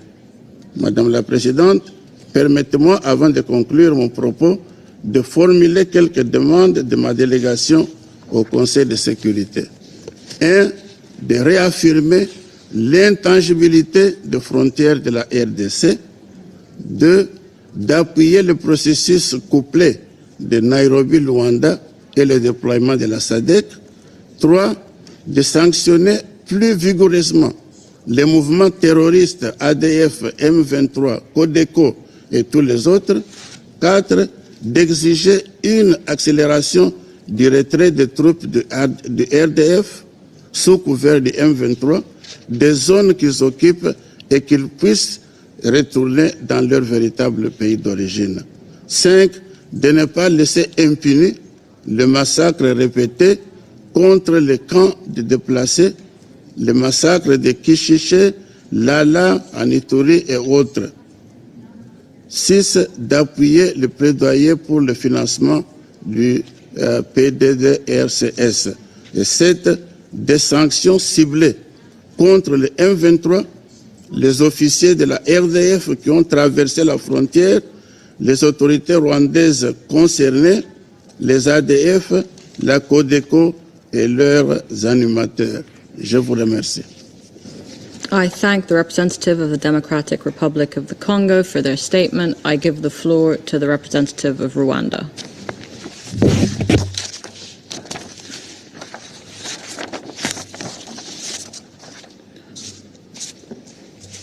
Madam President, thank you for giving me the floor. I thank Assistant Secretary General for Africa, Madam Martha Pobe, for her briefing, and members of the Security Council for their statements. Madam President, we express our gratitude towards the regional endeavors that have led to the cessation of hostilities in Eastern DRC, particularly acknowledging the support of the member states in the Great Lakes region who have contributed to the implementation of the regional mechanism, as well as the daily efforts of the East African Community Regional Force in the field. With the positive progress observed, we urge the international community to provide support and enhance the regional initiatives to ensure the complete implementation of these mechanisms. However, we are deeply disappointed by the lack of official statement from the Council or the UN mission in DRC condemning the ongoing acts of genocide targeting Congolese Tutsi and Rwandaphones on a daily basis. We thank member states that have condemned hate speech. Madam President, we have heard, and it has been reported, the government of the Democratic Republic of Congo has extended financial support, weapons, and political cover for a number of illegal armed groups, including the UN-sanctioned genocide group, FDLR. It is therefore unsurprising that there has been a dramatic surge of violence against civilians. It is surprising that the permanent representative of DRC is able to state here categorically in front of the member states of the Security Council that in the last 10 years, FDLR has never attacked Rwanda, when you all witnessed that last year it attacked together with the DRC force 3 times. 3 times last year in 2022. In the province of Ituri alone, in less than 3 months, 643 civilians were killed by armed groups such as Codeco and ADF. This is a level of violence not seen since 2017. What is particularly concerning is that these grave human rights violations occurred not too far away from the MONUSCO base and FRDC positions. We are also concerned about the apparent silence of MONUSCO and the DRC government on the genocidal nature of these atrocities. Madam President, last week on June 18th, the United Nations commemorated the International Day for Countering Hate Speech. And during her impactful speech, UN Special Advisor on the Prevention of Genocide, Under Secretary General Nderitu, reminded us that the genocide does not start with bullets or machetes. It starts with hate speech. The ways in which authorities in DRC have given license to poisonous anti-Rwandaphone and anti-Tutsi hate speech, public incitement, mob killings, and targeted violence have been detailed in a number of reports of the United Nations and other regional and international organizations. Anti-Rwandaphone slogans and hate speech are openly propagated in schools and saturate Congolese social media platforms on a daily basis. What is even more concerning is that high-level Congolese officials propagate anti-Rwanda sentiment as an expression of patriotism or civic duty to secure political points. We call upon the Human Rights Commission to investigate these crimes and take appropriate action. Additionally, efforts should be made to strengthen legal frameworks that address hate speech and ensure accountability for those who engage in such a behavior. Madam President, this report highlights the key active armed groups perpetrating atrocities in DRC, but inexplicably omits FDLR, despite the fact that it is the main orchestrator of the instability in eastern DRC. The FDLR militia stands out from the 120-plus armed groups operating in the eastern DRC on 3 counts: its military expertise, an extensive economic network, and the unwavering support it enjoys fighting alongside the Congolese army, FRDC. The proliferation of hate speech and anti-Tutsi genocide ideology widely observed in DRC today reveals the extent of FDLR's reach. Given the imposition of several sanctions and regional agreements, it was expected that FDLR would have been disarmed and repatriated to Rwanda to face justice for their role in the 1994 genocide against the Tutsi. Instead, both the FRDC and FDLR have consistently violated Rwanda's territorial integrity, including several cross-border rocket-sharing incidences, incursions into Rwanda by soldiers of the Congolese armed forces, and several airspace violations by the Congolese fighter jets. DRC's choice to integrate FDLR within government forces instead of expatriating them sends a strong and clear message to Rwanda, the region, and international community that the DRC is not interested in peace. Despite having full awareness of the DRC government's collaboration with FDLR, both MONUSCO and the UN Security Council have failed to take any substantive action. Instead, Rwanda has been made the scapegoat for the insecurity in the eastern DRC. This, unfortunately, reflects unwillingness on the part of the international community to face up to the root causes of the conflict in eastern DRC and to demand true accountability from the Congolese government, which is responsible for this legacy of failure. Madam President, Rwanda remains committed to working within regional mechanisms, particularly the Nairobi and Rwanda processes. It is common knowledge that the government of DRC has stalled the implementation of these efforts, including frustrating the East African Regional Forces' ability to execute its mandate. However, nonetheless, the implementation of the Nairobi and Rwanda peace processes has been progressing. The East African Regional Force have fully deployed, the ceasefire has been secured, and M23 has withdrawn from its previous occupied positions as agreed. Ideally, these achievements should be followed by the DRC government's political process to bring the region closer to its peace objectives. However, and not surprisingly, there is no single action to date that has been taken by the DRC in line with the regional peace agreement. Madam President, to conclude, the security challenges in our region are complex, but they are also solvable. Amplifying the false allegations of the DRC government while never holding it accountable for allying itself with armed groups, which, along with FLDC, commit serious human rights abuses against civilians, cannot lead to solutions. Treating the DRC government as the perpetual victim, despite evidence to the contrary, is symbolic of how the dysfunction in the DRC has been encouraged and sustained for decades. As long as Kinshasa backs the genocidal FDLR and other anti-Rwanda elements, Rwanda's defensive and preventive mechanism will remain in place to guard against violations of our borders and airspace, and counter any spillover into Rwanda to ensure total security for our territory.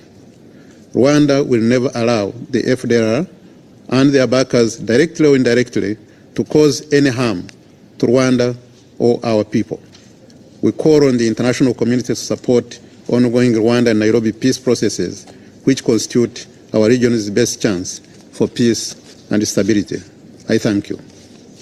Wow.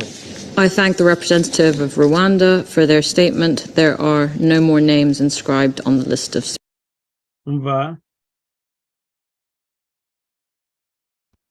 Nagira gusa ngo mbanze nahoze nseka komantere ya mutagatifu mwiza yavugaga ati abatoye yego bose ntabahari ejo nanjye nahoze ntekereza iyi torture iri yo kumva iki gifobagani ariko ibindi byinshi twabivuganye ejo murabizi ko izi ibinari nabaciriyemo ariko ndagira ngo ngaruke ku tuntu duto ariko twaturutse kuri iyi speech cyangwa se intervention ya ambasaderi w'igifobagane Gatete Claver yibanze ku kintu cya hate speech, yibanze ku kintu cya anti-Tutsi campaign, ejo nabivuzeho.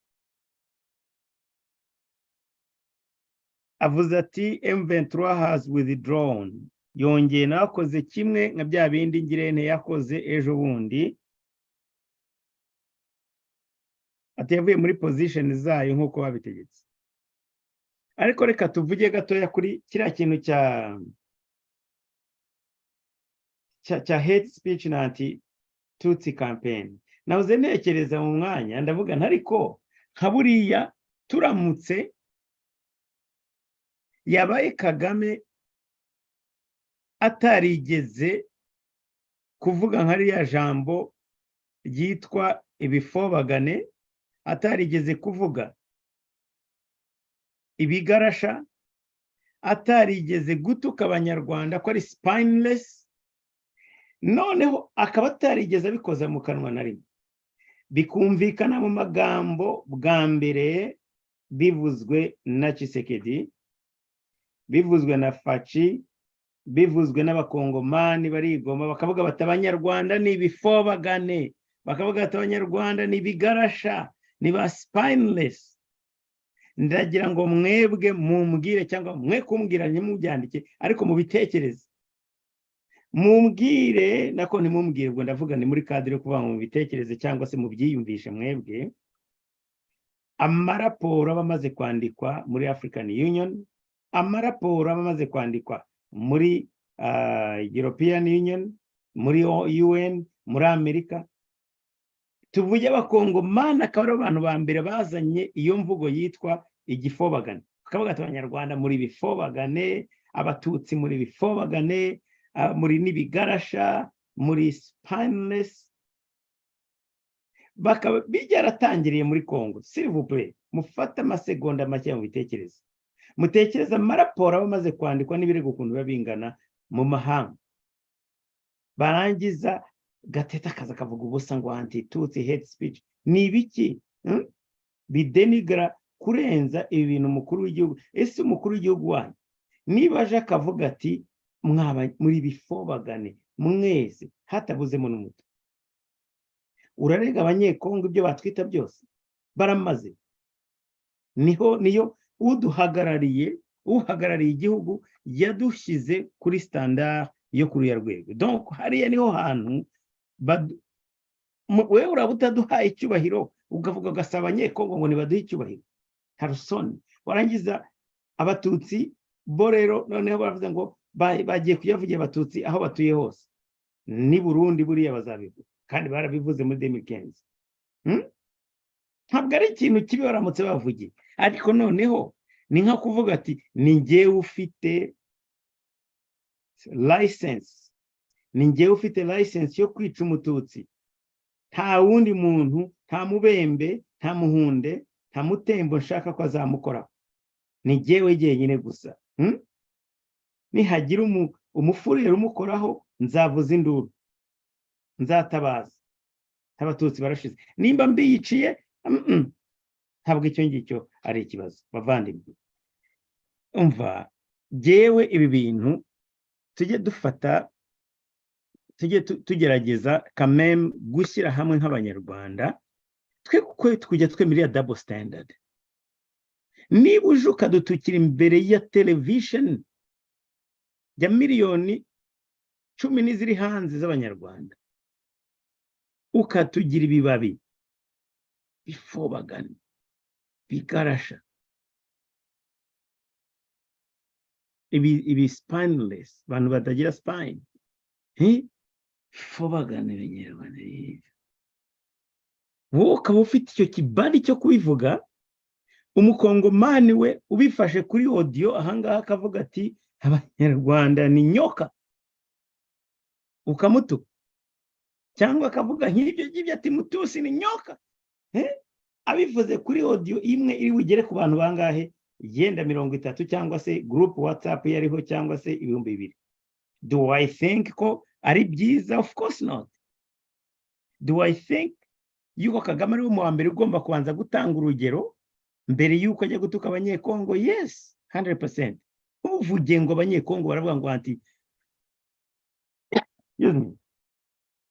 anti tutsi campaign, ngo hate speech, ibintu byo gusuzugura abatutsi n'abanyarwanda bidahereye kuri Kagame nibiye no kubamara no kubica.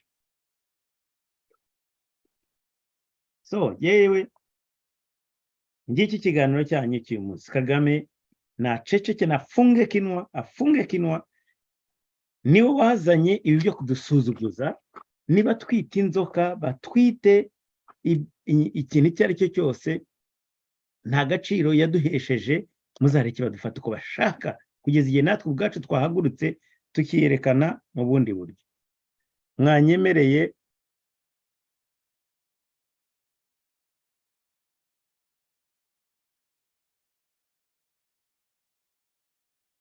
ndiyo ndashaka,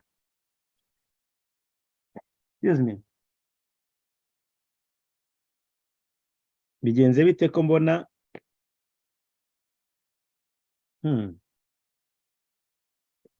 okay, here we go.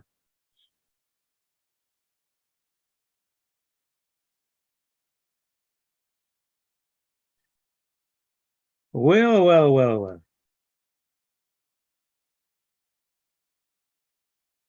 Bavandimwe rero, ndibaza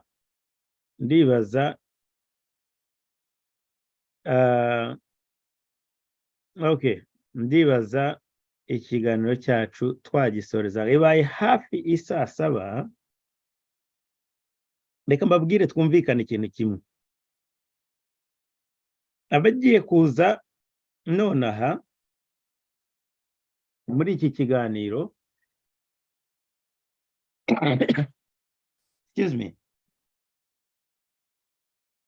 ndagira ngo mpere kuri message ya nyuma nzamura, kugira ngo saa 7 ntizirenge nkiri mu kiganiro.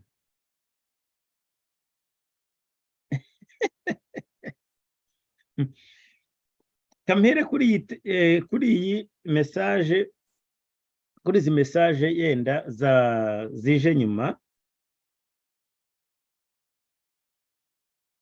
kuri Ngwino Keza Albertine kaga kagomeye abanyarwanda agenda urasebye aho wambariye inkindi niho wambariye inyonga ucocera kabisa ya table d'honneur yajyanye n'ubwishongozi bwawe insina ngufi inkuko wabyivugiye. Mutesi Pamela karibu cyane ndakwishimiye ariko ndagira ngo yenda nidusanga ngifite umwanya ndibuze kugaruka kuri izi message reka mpere hasi njya hejuru. Vest ufite amahoro bavuga ati ahubwo bavuga ko tw'abanyarwanda twese turi inzoka Kagame yari tubatije pe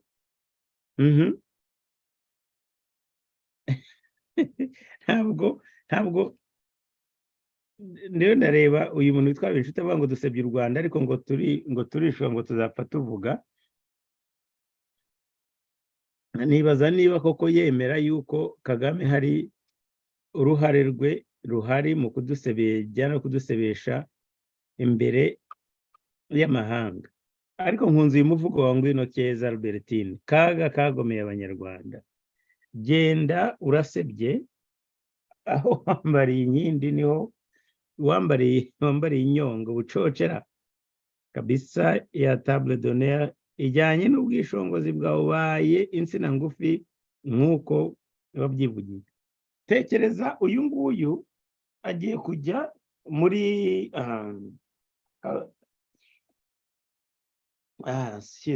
agiye kujya muri Seychelles yananiwe kujya abandi ba perezida bashaka ibintu by'umutekano w'igihugu cyangwa se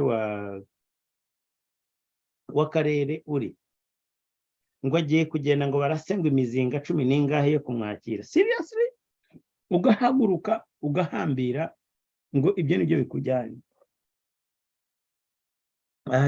Mbega igihugu mbega igihuru. Ziriya regional groupings zitwa regional economic communities REC French communauté économique régionale. Merci Sengiyumva Celestin. Hanyuma Vest ufite amahoro before bagane n'inzoka ni kimwe. You right najye niko bibona. Uyu ngo habe inshuti ngo abona narasaze we. Excuse me. Sinzi ikintu gituma utekereza ko nasaze.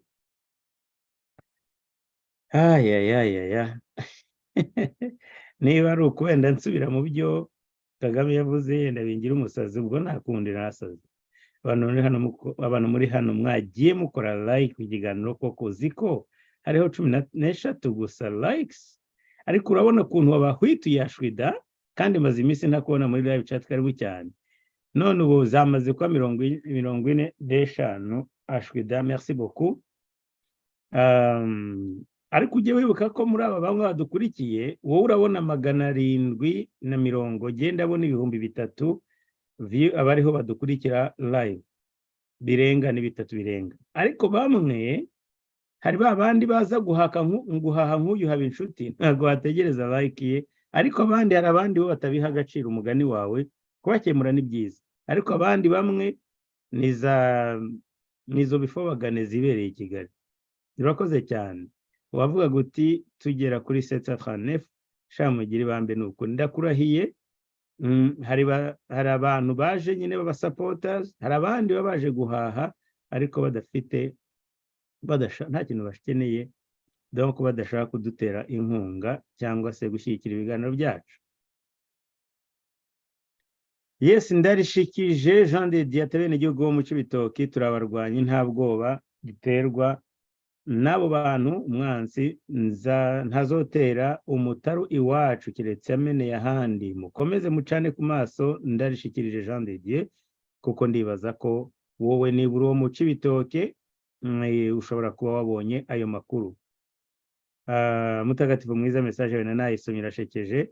Abatoye uti ntibahari batuma none bavuga ko urumva nabakinishije nta kundi barabyiyumviye. Ubutaha nimba bwira ko nabibasomeye ntabwo bazijya bose ari bitandukanye byo navuze ejo mu minota 15 nibyo bavuze muri ariya mwanya wose. Mwiriwe hano mwese, ariko se ko bivuga ko abaperezida b'Afrika bashirwaho n'abantu, naho ntiwasanga tugorwa n'ubusa na Faci ari mu nyungu ze ku giti cye, atari uko Faci atafata umwanzuro wenyine. Well, ari ibyo numva harimo contradiction ndakanuye, kuko kuri ubwo wavuga uti yenda ahubwo uti na Faci yashyizweho n'abantu, ariko nibaza ko ibyo ngibyo yenda byaba atari umugerageza. Abo bantu bashyiraho nabo nuko babonye mu ruhando. Yoweri Museveni, nkurikije ko Uwiteka ageze akora Kagame, akosora hari Kagame, ashobora kutaziyamamaza manda ikurikira, ashobora kuzaba yaragiye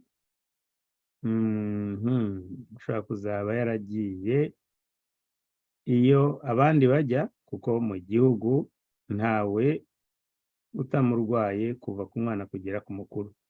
Yoweri Museveni, ijambo uvuze ririmo ubuhanuzi, ririmo n'ibintu byinshi, kandi nanjye ndizera ko dushobora kuba turi kumwe. Peace Pay Qatar turakumva. Mukomere Jean Paul Bukaga, nta kiza aha muri Qatar, n'amabuye nta mabuye yakizana. No, n'amabuye yakizana, nta mabuye yakizana, byari fake. Yes, komera cyane, kandi ndizera yuko muzamuca y'Uburundu. Narabyumvise Kambanda yavuze ko hari ikibazo afiteyo. Amanama nk'ayo nayo gutera ikimwaro imbere y'abadukolonije abirabura turacyari inyuma. Ibibazo ntibyakagombye kuba biriho. Hanyuma Alpha Nshimiye we, iyo yari komateri y'umutagatifu mwiza. Alpha Nshimiye aravuga ati Kongo igomba kwirwanaho, byaba ngombwa cyifashisha abarwanyi volontaire b'Abanyafurika babona Kongo nka fondasiyo y'iterambere rya Afurika yo hagati.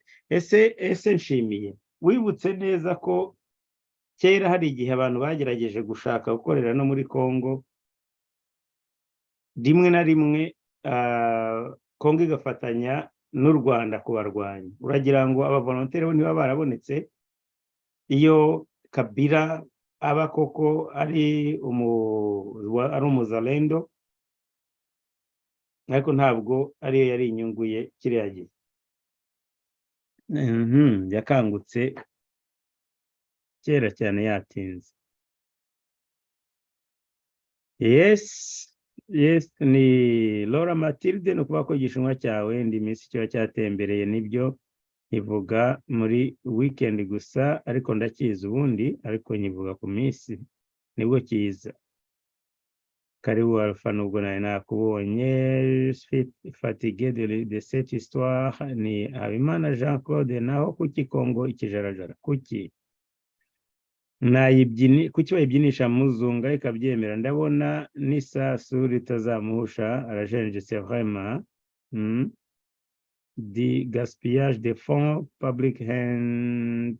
Ni Mr. JP, un jeu interminable. Nibaza uvuga Kagame. Byagorana chance knocks once. Uwo ni Ashraf Hakimi, ndumva yavugaga kuri ayenda ati abantu bose barwanya ubutegetsi bw'igitugu bwa FPR na Paul Kagame bakwiye gufatirana muri iki gihe Kagame afite ibibazo bya diplomasi, naho ni twirazi Nyanza azatuzukana, kandi kubona indi opportunité byagorana chance knocks once. Reka mubwira Ashraf Hakimi, kubona ibi bibazo bya diplomasi mubona nonaha, hari ibindi bya economy bigiye kuza mu minsi iri imbere, nzabigarukaho nitonze, ariko ibintu nabyumvise ko harimo ikibazo gikomeye cyane, amadevize akomeye, ikibazo cy'amadevize gikomeye, nzabigarukaho. Rukundo Calixte, muri FPR yarakamye, ibyo bita ibyo rukora n'ubwihozi, ibintu bakora ibintu bimwe gusa, kirasiku umugani Rukundo Calixte. None se tubaye abagemura akavuyo iw'abandi tuzunguka iki? Uwo ni Mukesha Maria, of course. Merci Vane Ruzibiza, kukurikira aho uherereye hose n'ibanga ryawe. Hanyuma Shwida, muraho neza. Eid Ada kuri mwese, ariko di nayibonye yanditse baravuga ngo niki twayimenyaho, ntabwo nashoboye kuyikoraho ubushakashatsi buhagije, ariko ubundi nashaka kumenya ibyo ari byo. Sinanzi ko yabaye uyu munsi. nanazindutse nsanga mutaraza none ngarutse mugeze kure yambi mwese nsigaye nkurikira ikiganiro mwatashe Paul ariko ni byiza ko wongeye kugaruka ndakwishimiye byiza kongera kubona izina ryawe muri live chat Ashwida Ashrafi Hakimi ni okay ndabona ari harandikira Ashrafi Hakimi angaha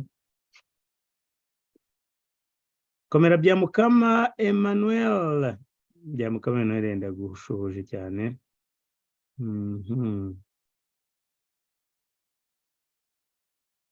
Bona lavina bakuntanze komera cyane JP ndagutegereje tubwira amakuru ugira ikibuga kubyo padiri yaraye avuze yifatira ku gahanga abantu ngo Kagame yarapfuye Ashrafa Hakimi sinzi ko dufite umwanya uhagije narindiyo wambonye ushobora ko wambonye hari umuntu wanyoherereje amubwira ngo ndi live kwa Murinda habi ndamubwira ntabwo ndiho anyereza ifoto ariko nsanga ari ikiganiro nari naraye nkoze cyakora bituma njyayo ndakurikira chat nanjye ndachatinga hamwe n'abataripfana benshi ariko biriya nyine yabivugaga ngo nukwera ko atagiye hariya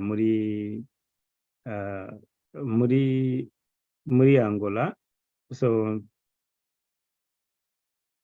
ubwo iki kiganiro deba ni ndende ntabwo nayizana none aha Ashrafa Hakimi cyakora nizera ko padiri we aje na entertaininga cyane ariko nabyumvise birababaje gusa kuko nawe ndabyizeye reka muhe umukoro ndabyizeye ko aramutse apfuye Kagame ntabwo padiri yamara amezi 3 atarataha mu Rwanda aramutse apfuye padiri yataha mu Rwanda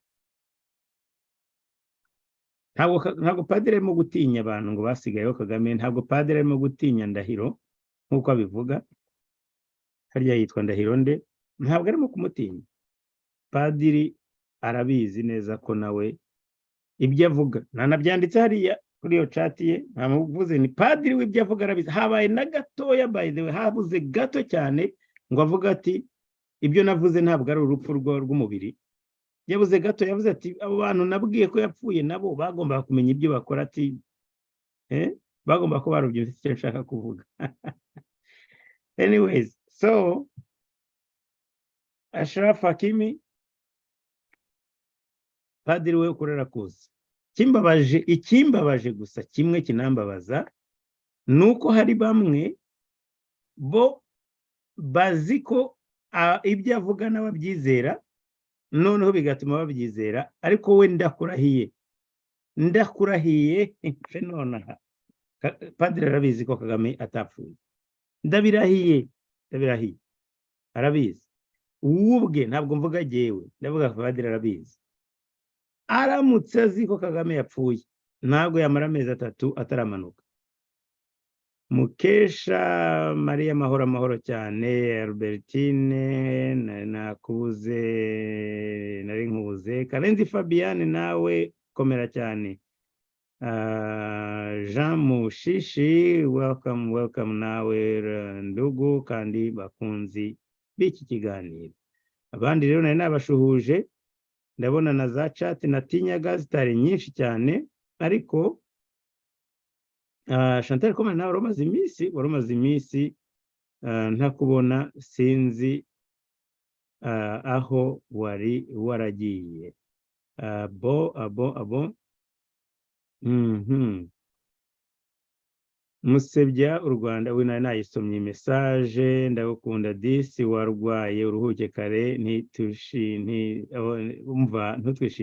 umva Mutesi Pamela nibyo maze iminsi ndiho ndwana nayo ariko ntabwo ari yo kujya mu bitaro ariko nibyo njye vuga nibyo observation zawe utinda gukunda disi ruhuke Mutesi Pamela twari kumwe uruhu rwana intambara wakoze cyane rukundo rwawe kandi nanjye naruguhaye rwose ngo Ashwida urambiwe kugira gute ugiye hehe Ashwida uti kwimbwa suko muka batugabije ibisiga kaga we none wowe nta nubwo amagufa yawe azabihaza niba natwe dufite akanofu ibisiga batugabiye bigahaga. Chantal Coman, you funny, you know.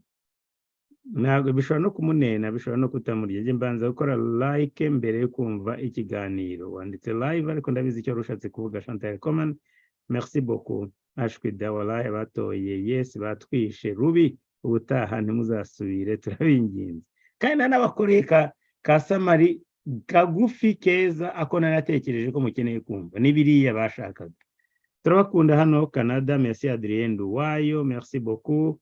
Bavuga ko bazarwanya neza paka buri igiti baje bakarwanya kaga n'izo mbaraga zabo kuri igiti bakajya hejuru mu bicu maze bakanamutumura ivumbi rikava. Ni Chantal Coman. Hanyuma tugize Imana yagenda cyangwa akituritsa kuko intambara nibaye abantu bababaye baturumbukana abahaza umureti bamenye amagi maze u Rwanda rwacu rukaba umuyonga. Ibyo uvuga niko bizagenda Chantal. Urumva y'ibintu bitarabageraho ntabwo babitekereza ko hagatekereza ntabwo babibona, ariko iyo diagnosis ukoze niko bizagenda. Inzara iri mu gihugu, hazaba violence, hazaba gusahura, hazaba gutwika, hazaba ukwicana, uzabureba bazitana ba mwana kandi bizahera mu nzego. Rega ntabwo ari kera tugize Imana. Ndabona message namaze kuyisoma.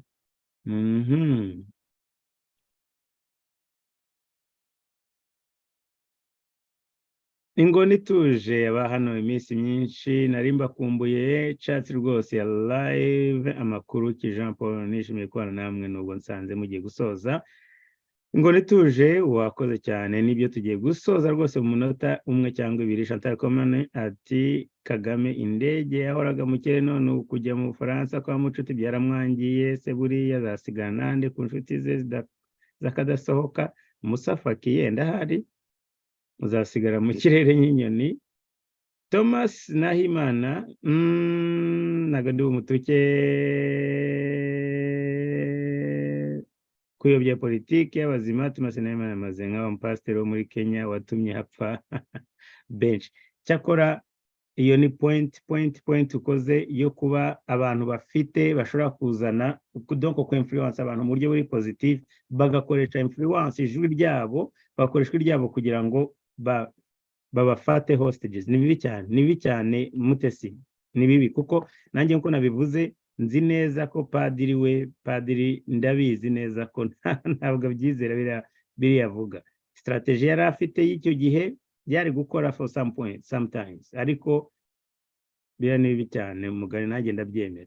Chantal arakomeza avuga ati padiri yarutanze ariko Faki aramushiguye, reka bazahure n'Agasana JP n'abandi navuze maze yumirwe. Nivuze se yabafashije urugamba, yivuze se yabafashe urugamba mukavuga mu kubaho kaga yari yarapfuye tugafatanya natwe. Noneho ni mutagatifu mwize igipindi cya padiri ni nk'icya wa mpasita wo muri Kenya wasabaga abantu kwicisha inzara bari bagurishaga imibiri yabo. Kagagomba kuguruka gahunga ibifobagane bimunukira nawe akabinukira. 2 weeks Rwanda ntashobora arya udufaranga kugeza aranguje imitima y'abanyagihugu bingorwa bunguri what twagushishya no kaga ikibazo pe ni heaven is watching heaven. Karibu cyane nubwo uje dutashye JP mwaramutse. Manuel Marafiki komera cyane kandi ugire igitondo cyiza. Ibaza ko wari mu gitondo ubwo uvuze ngo mwaramutse. Common team bamari kuyandi mazina nuko ibigarasha byo kwa padiri byari bimaze kunyataka bikagira ngo bindushe ikoranabuhanga ntabwo nakwitesha JP. Chantal merci karibu cyane. Mutesi Pamela nako muzareba imyitwarire ya Thomas Nahimana uzumva ameze nka wa mpasiteri muri Kenya. Nukuri pe hari aho abantu bumva ko Kagame yapfuye kandi akumva bamushyigikira ko ibyo avuga ari ukuri. Nongere mbisubiremo yabaye nawe ariko yabyizeraga nta kibazo, ariko we ndabizi neza ko aba azi ko ari ikinyoma. Black Lives Matter, merci beaucoup pour compliments. uti good show as always, ijoro ryiza naho Gatete nta soni abafite koko yewe bararwaye. Mutesi Pamela none se JP uwo mupasiteri cyane ndamuzi nakoze n'ikiganiro kijya gusa ntabwo ari we natinzeho siwe na focusingagaho navuga uburyo bavuga ngo bafunga amatorero umushinjacyaha mukuru wa Kenya akavuga ati ntabwo Kenya ntabwo hari u Rwanda, ntabwo twebwe dufite power mu kiganza kimwe nka Kagame ushobora kuvuga ati burakeye mu gitondo ngafunga inkiko. Yarabivuze ariko bari bashingiye kuziriya bari abanyakenya bajyanye muri ya shyamba. Ndamuzi cyane Umutesi Pamela. Bavandimwe bakunzi banjye bakunzi ba East African Daily, nongere mbashimire twabanye, reka dutandukane nk'uko niyo ngoma tuzatiri kumwe ejo. Mugire igitondo cyiza aho bukeye, ijoro ryiza abandi bameze nkanjye mugiye kuryama, naho butaha Imana ibarinde dusabirane. Iyo ni intwari ikomeye Kagame adashobora kutwambura. Dukomeze dusabirane, tuzongeye guhura namwe ejo kuri YouTube yacu.